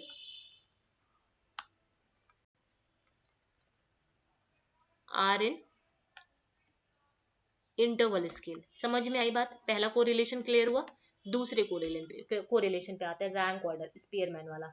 जब रैंक ऑर्डर की बात करते हैं तो both variable are expressed in ordinal scale, ठीक है, both variable are expressed in ordinal scale, दूसरा कोरिलेशन क्लियर हुआ। बाइसीरियल पे आते हैं, जब बाइसीरियल की बात करते हैं तो एक वेरिएबल जो होता है कंटिन्यूअस होता है ना, वन वेरिएबल कंटिन्यूअस होता है, और अदर जो होता है दूसरा वाला वेरिएबल, ठीक है, दूसरा वाला आर्टिफिशियली डाइकोटोमस होता है, ठीक है, आर्टिफिशियली डाइकोटोमस होता है, समझ रहे हो, तो ये होता है। तीसरा का क्लियर। पॉइंट बाई सीरियल पे आते हैं, पॉइंट बाई सीरियल क्या होता है, इसका just opposite, one variable is continuous, है ना, वन वेरिएबल कंटिन्यूअस होता है, और जो दूसरा होता है वो ट्रूली डाइकोटोमस होता है। यहाँ पे आर्टिफिशियली डाइकोटोमस था और ये कैसा होता है, ट्रूली डाइकोटोमस होता है। समझ में आए? यही टाइप्स हैं आपके उसके नाम लो कोरिलेशन का, ठीक है, यही सारे टाइप्स हैं आपके कोरिलेशन के। समझ में आया? अब इसमें बाई सीरियल समझ में आया और पॉइंट बाई सीरियल समझ में आया। अब दो और लिख लो यहाँ पे, एक होता है टेट्राकोरिक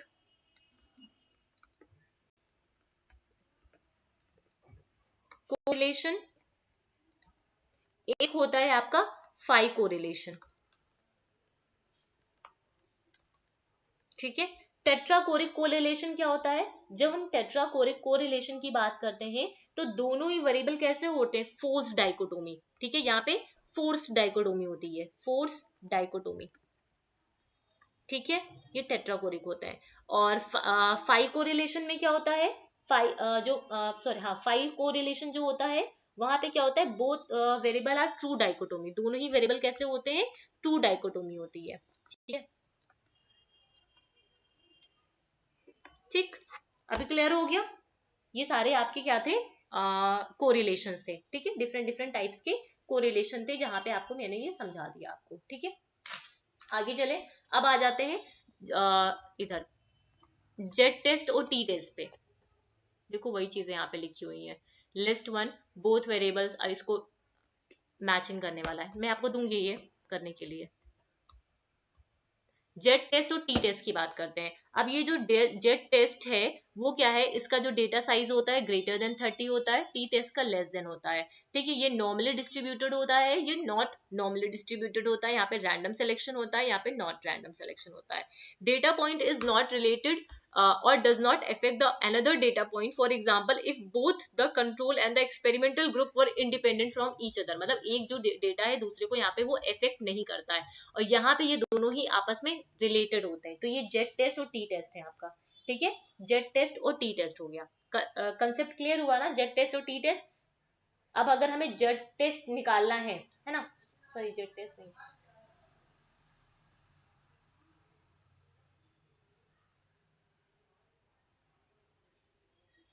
एक मिनट, आगे है या नहीं?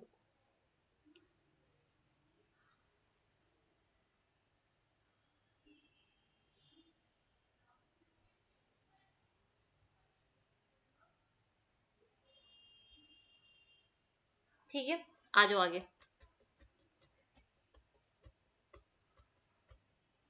अब आ जाओ एनकोवा पे, है ना, एनोवा पे, सॉरी। नेक्स्ट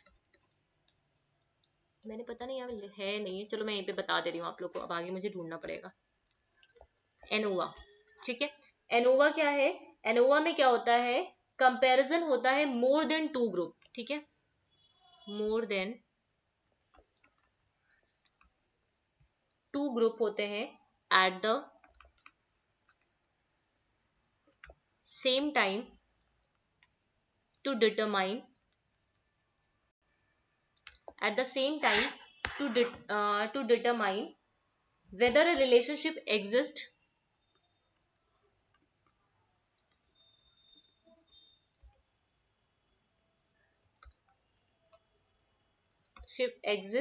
between them, ठीक है।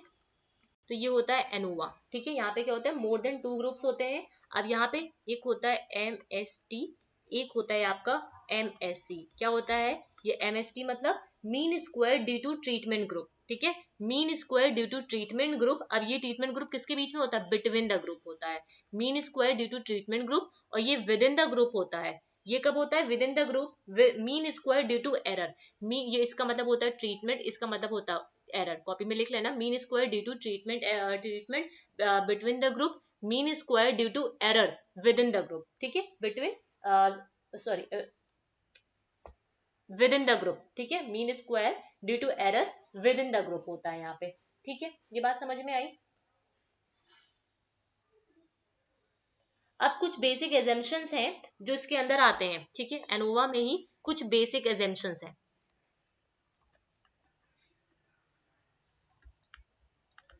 अब ये बेसिक एजम्पशंस कौन कौन से हैं? सबसे पहला एजम्पशंस और ये नॉर्मेलिटी, मतलब ये नॉर्मली डिस्ट्रीब्यूटेड होता है, ठीक है, एजम्पशन ऑफ नॉर्मेलिटी। दूसरा रैंडमनेस होती है यहाँ पे, है ना। तीसरा यहाँ पे होमोजेनिटी होती है, ठीक है, assumption of homogeneity of variance, right. Clear है बातें? क्या रिलेशनशिप होता है एनोवा और टी टेस्ट के बीच में? Relationship between ANOVA and T test, दोनों के बीच का क्या रिलेशनशिप होता है? F is equals to T square, ये इसका रिलेशनशिप होता है, ठीक है। F is equals to T square, ये इसका क्या होता है? रिलेशनशिप होता है। समझ में आई बात? अब जो मैंने mean square between the group, treatment group और मीन स्क्वायर विद इन की बात की, ठीक है, तो इसको हमको कैसे निकालना होता है ये समझ लो।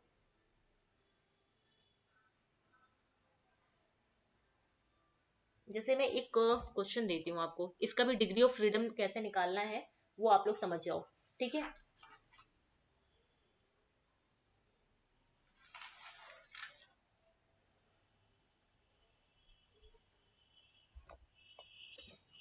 क्वेश्चन है जैसे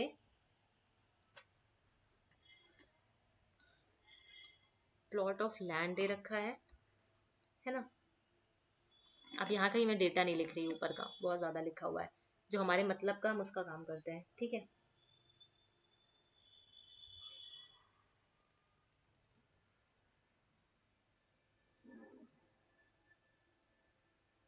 अच्छा, इसको ऐसे मत लिखो, रुको। मैंने क्या बताया, ये एफ क्या है? Mean square MST between the treatment group, mean square due to error within the group, ठीक है। अब अगर आपको मीन स्क्वायर निकालना है ना, मीन स्क्वायर निकालना है बिटवीन, ठीक है, बिटवीन निकालना है, तो आप क्या करोगे? सम ऑफ स्क्वायर, है ना, sum of square between upon degree of freedom. Degree of freedom क्या है? K-1, ठीक है, K-1। फिर sum of square within upon degree of freedom. अब ये degree of freedom within का क्या है? N-K है, ये लिख लेना, ठीक है। डिग्री ऑफ फ्रीडम जो है आपका बिटवीन में वो K-1 है, और degree of freedom with in क्या है आपका? N-K। इसके लिए आपको डायरेक्टली भी क्वेश्चन मिल सकता है जहां पे डिग्री ऑफ फ्रीडम दे रखा होगा, और आपको कहीं कहीं पे निकालने को मिल जाएगा, ठीक है। तो K-1 आपको यहाँ पे, और N जो वैल्यू है ये आपको निकालनी पड़ेगी, ठीक है। तो विद इन द ग्रुप क्या है आपका? डिग्री ऑफ फ्रीडम N-K, और बिटवीन द ग्रुप क्या है आपका? K-1, ठीक है।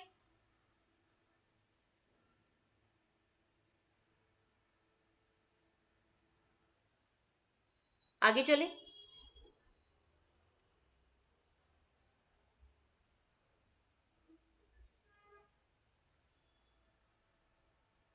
ये मैंने उल्टा बता दिया क्या आपको? हाँ शायद, रुको सही कर लो।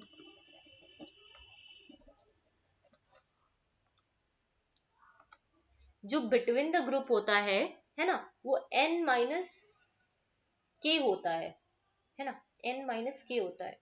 एक मिनट को, सही लिखा है मैंने, K-1 ही होता है ये, सॉरी, ठीक है। N-K ये होता है, सही है, ठीक है। ये डिग्री ऑफ फ्रीडम होते हैं, ठीक है। क्लियर है?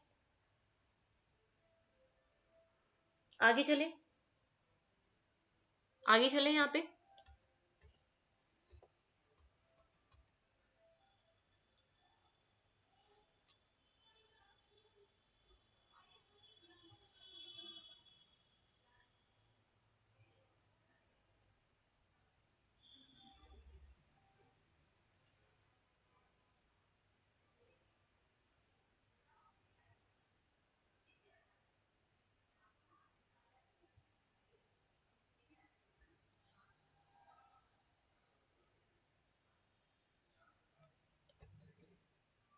आगे आ जाओ नेक्स्ट पे, ठीक है। काई स्क्वायर की बात करते हैं, ठीक है। अच्छा हाँ, एक चीज और भी यहाँ पे लिख लो। अगर टोटल डिग्री ऑफ फ्रीडम निकालना है, टोटल डिग्री ऑफ फ्रीडम निकालना है, तो क्या हो जाएगा? N+K हो जाएगा, ठीक है, N+K हो जाएगा, ठीक है बात। चले आगे।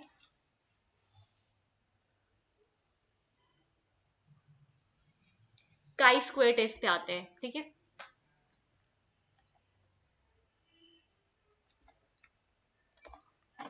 काई स्क्वायर टेस्ट क्या है? गुडनेस ऑफ फिट, ठीक है। इनके तीन एप्लीकेशन है यहाँ पे, तीन एप्लीकेशन क्या है? पहला क्या है? गुडनेस ऑफ फिट, दूसरा एप्लीकेशन क्या है? Test of independence. तीसरा एप्लीकेशन क्या है यहाँ पे? Test of homogeneity.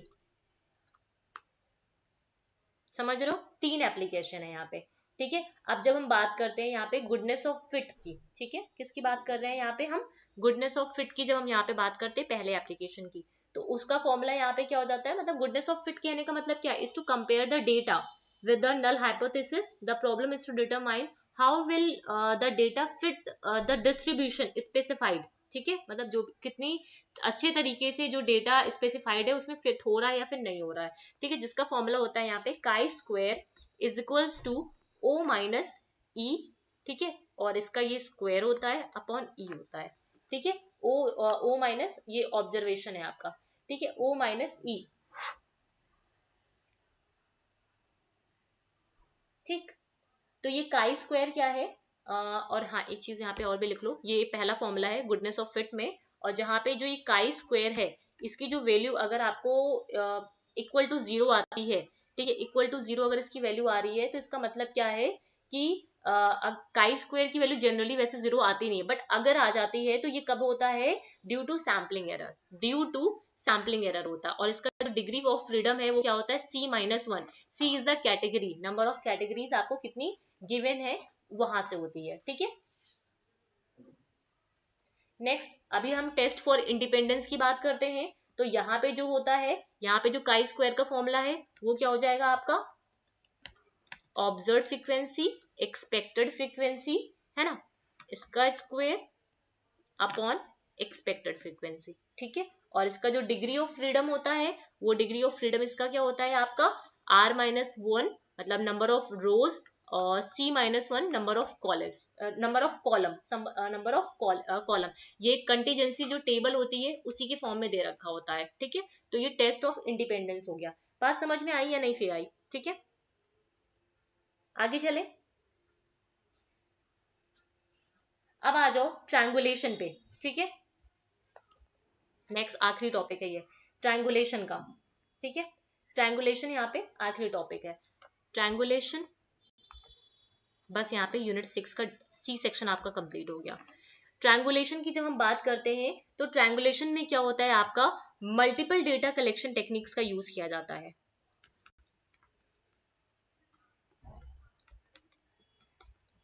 टेक्निक्स का यूज किया जाता है। दूसरी बात यहाँ पे वेरिफिकेशन एंड वैलिडेशन होता है क्वालिटेटिव डेटा का, ठीक है। Verification and validation of qualitative data, ठीक है बात, ठीक। तो ये था आपका ट्रायंगुलेशन, ठीक है, ये था आपका ट्रायंगुलेशन, समझ में आई बात? और ट्रायंगुलेशन में क्या होता है आपका? क्वांटिटेटिव एंड क्वालिटेटिव दोनों ही रहता है यहाँ पे, ठीक है।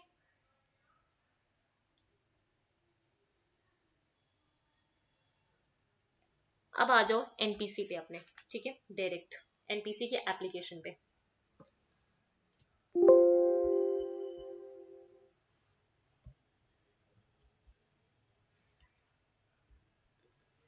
एक मिनट, एनपीसी की एप्लीकेशन को देखते हैं। यहाँ पे यूनिट 6 का डी सेक्शन आपका, ये क्या हो रहा है?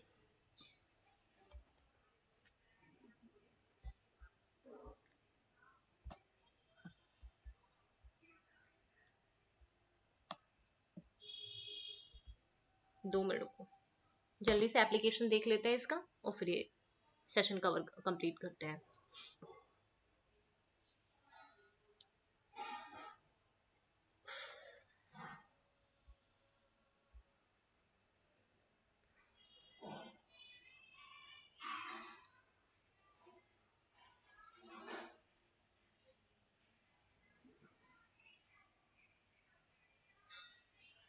ये चल नहीं रहा है, क्या गड़बड़ है?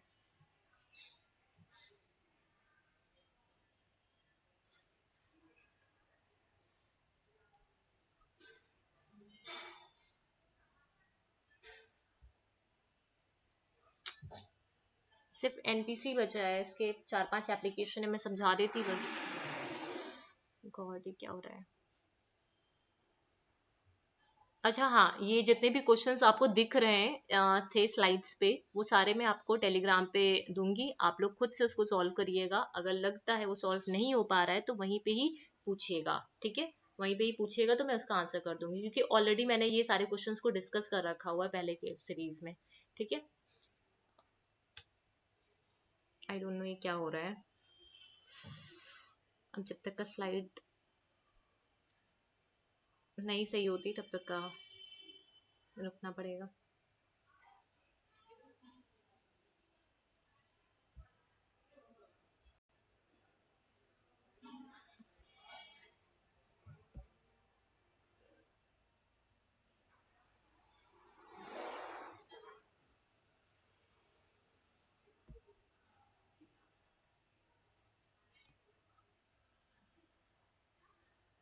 टेक्निकल ग्लिच कुछ ना कुछ आ ही जाता है।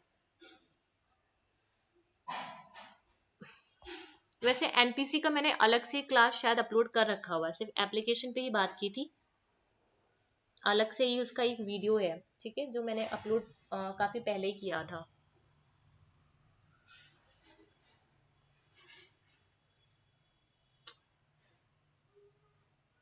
चल नहीं रहा है,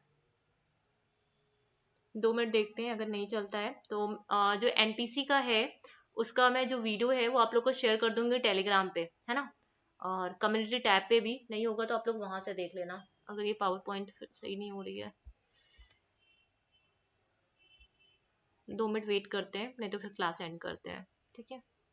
और एनपीसी का जो मैंने कराया हुआ है उसमें चारों एप्लीकेशन ही करवाए हुए हैं। जो मैं एप्लीकेशन यहाँ पे आपको कराना चाह रही थी वो अलग से एक सेपरेट वीडियो है एनपीसी एप्लीकेशन करके, ठीक है? वो मैं शेयर कर दूंगी। अगर रिकवर हो जाए तब तो अच्छी बात है। किसी को कोई क्वेरी हो तब तक पूछ सकते हो, अगर कुछ पूछना है तो, जब तक का स्लाइड नहीं आ रही है।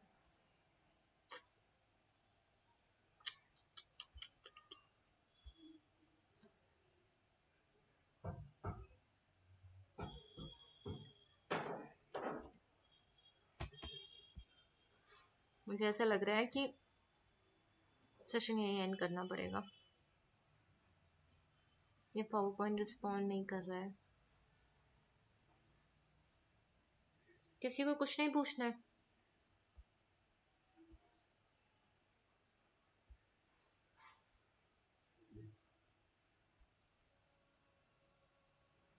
तो ऐसा करते हैं फिर, अब ये पता नहीं कितनी देर में रिकवर करेगी, तो टाइम खराब करने से अच्छा है कि आप लोग भी अपना पढ़ो। जो एनपीसी का एप्लीकेशन है वो मैं आप लोगों को अभी तुरंत ही सेंड कर दे रही हूँ। उसका जो वीडियो है अलग से मैंने पढ़ाया हुआ है उसको पहले, ठीक है? पहले पढ़ाया हुआ है उसको मैं शेयर कर दे रही हूँ टेलीग्राम पे, ठीक है? वहां से आप लोग उसको देख लो। अगर लगता है कि वो नहीं समझ में आ रहा है कि वहाँ पे एप्लीकेशन, वैसे तो मैंने सही से ही समझाया है वहाँ पे, फिर भी अगर लगेगा कि आपको नहीं समझ में आ रहा तो मुझे कमेंट सेक्शन में लिख के बताना वहाँ पे, ठीक है? तो मैं एक्सप्लेन कर दूंगी नेक्स्ट में, ठीक है? क्योंकि मुझे लग रहा है इसको बहुत टाइम लग जाएगा, अभी तक नहीं हुआ है, और टाइम वेस्ट करने का कोई मतलब नहीं है, ठीक है? तो आज का सेशन कैसे लगा ये आप लोग मुझे कमेंट सेक्शन में लिख के बताइएगा, ठीक है? मैंने अपने एंड से कोशिश की है, जितनी चीज़ें हैं आपकी यूनिट 6 के सी सेक्शन में वो मैंने आपको करा दी है। और जितने भी क्वेश्चंस आपने यहाँ पे अभी स्लाइड्स पे देखे हैं वो सारे मैं टेलीग्राम पे आप लोग को दे दूंगी करने के लिए, तो आप लोग करना उसे, ठीक है? तो सेशन यहीं पे एंड करती हूँ। Thank you for watching everyone. आज हो ही गया।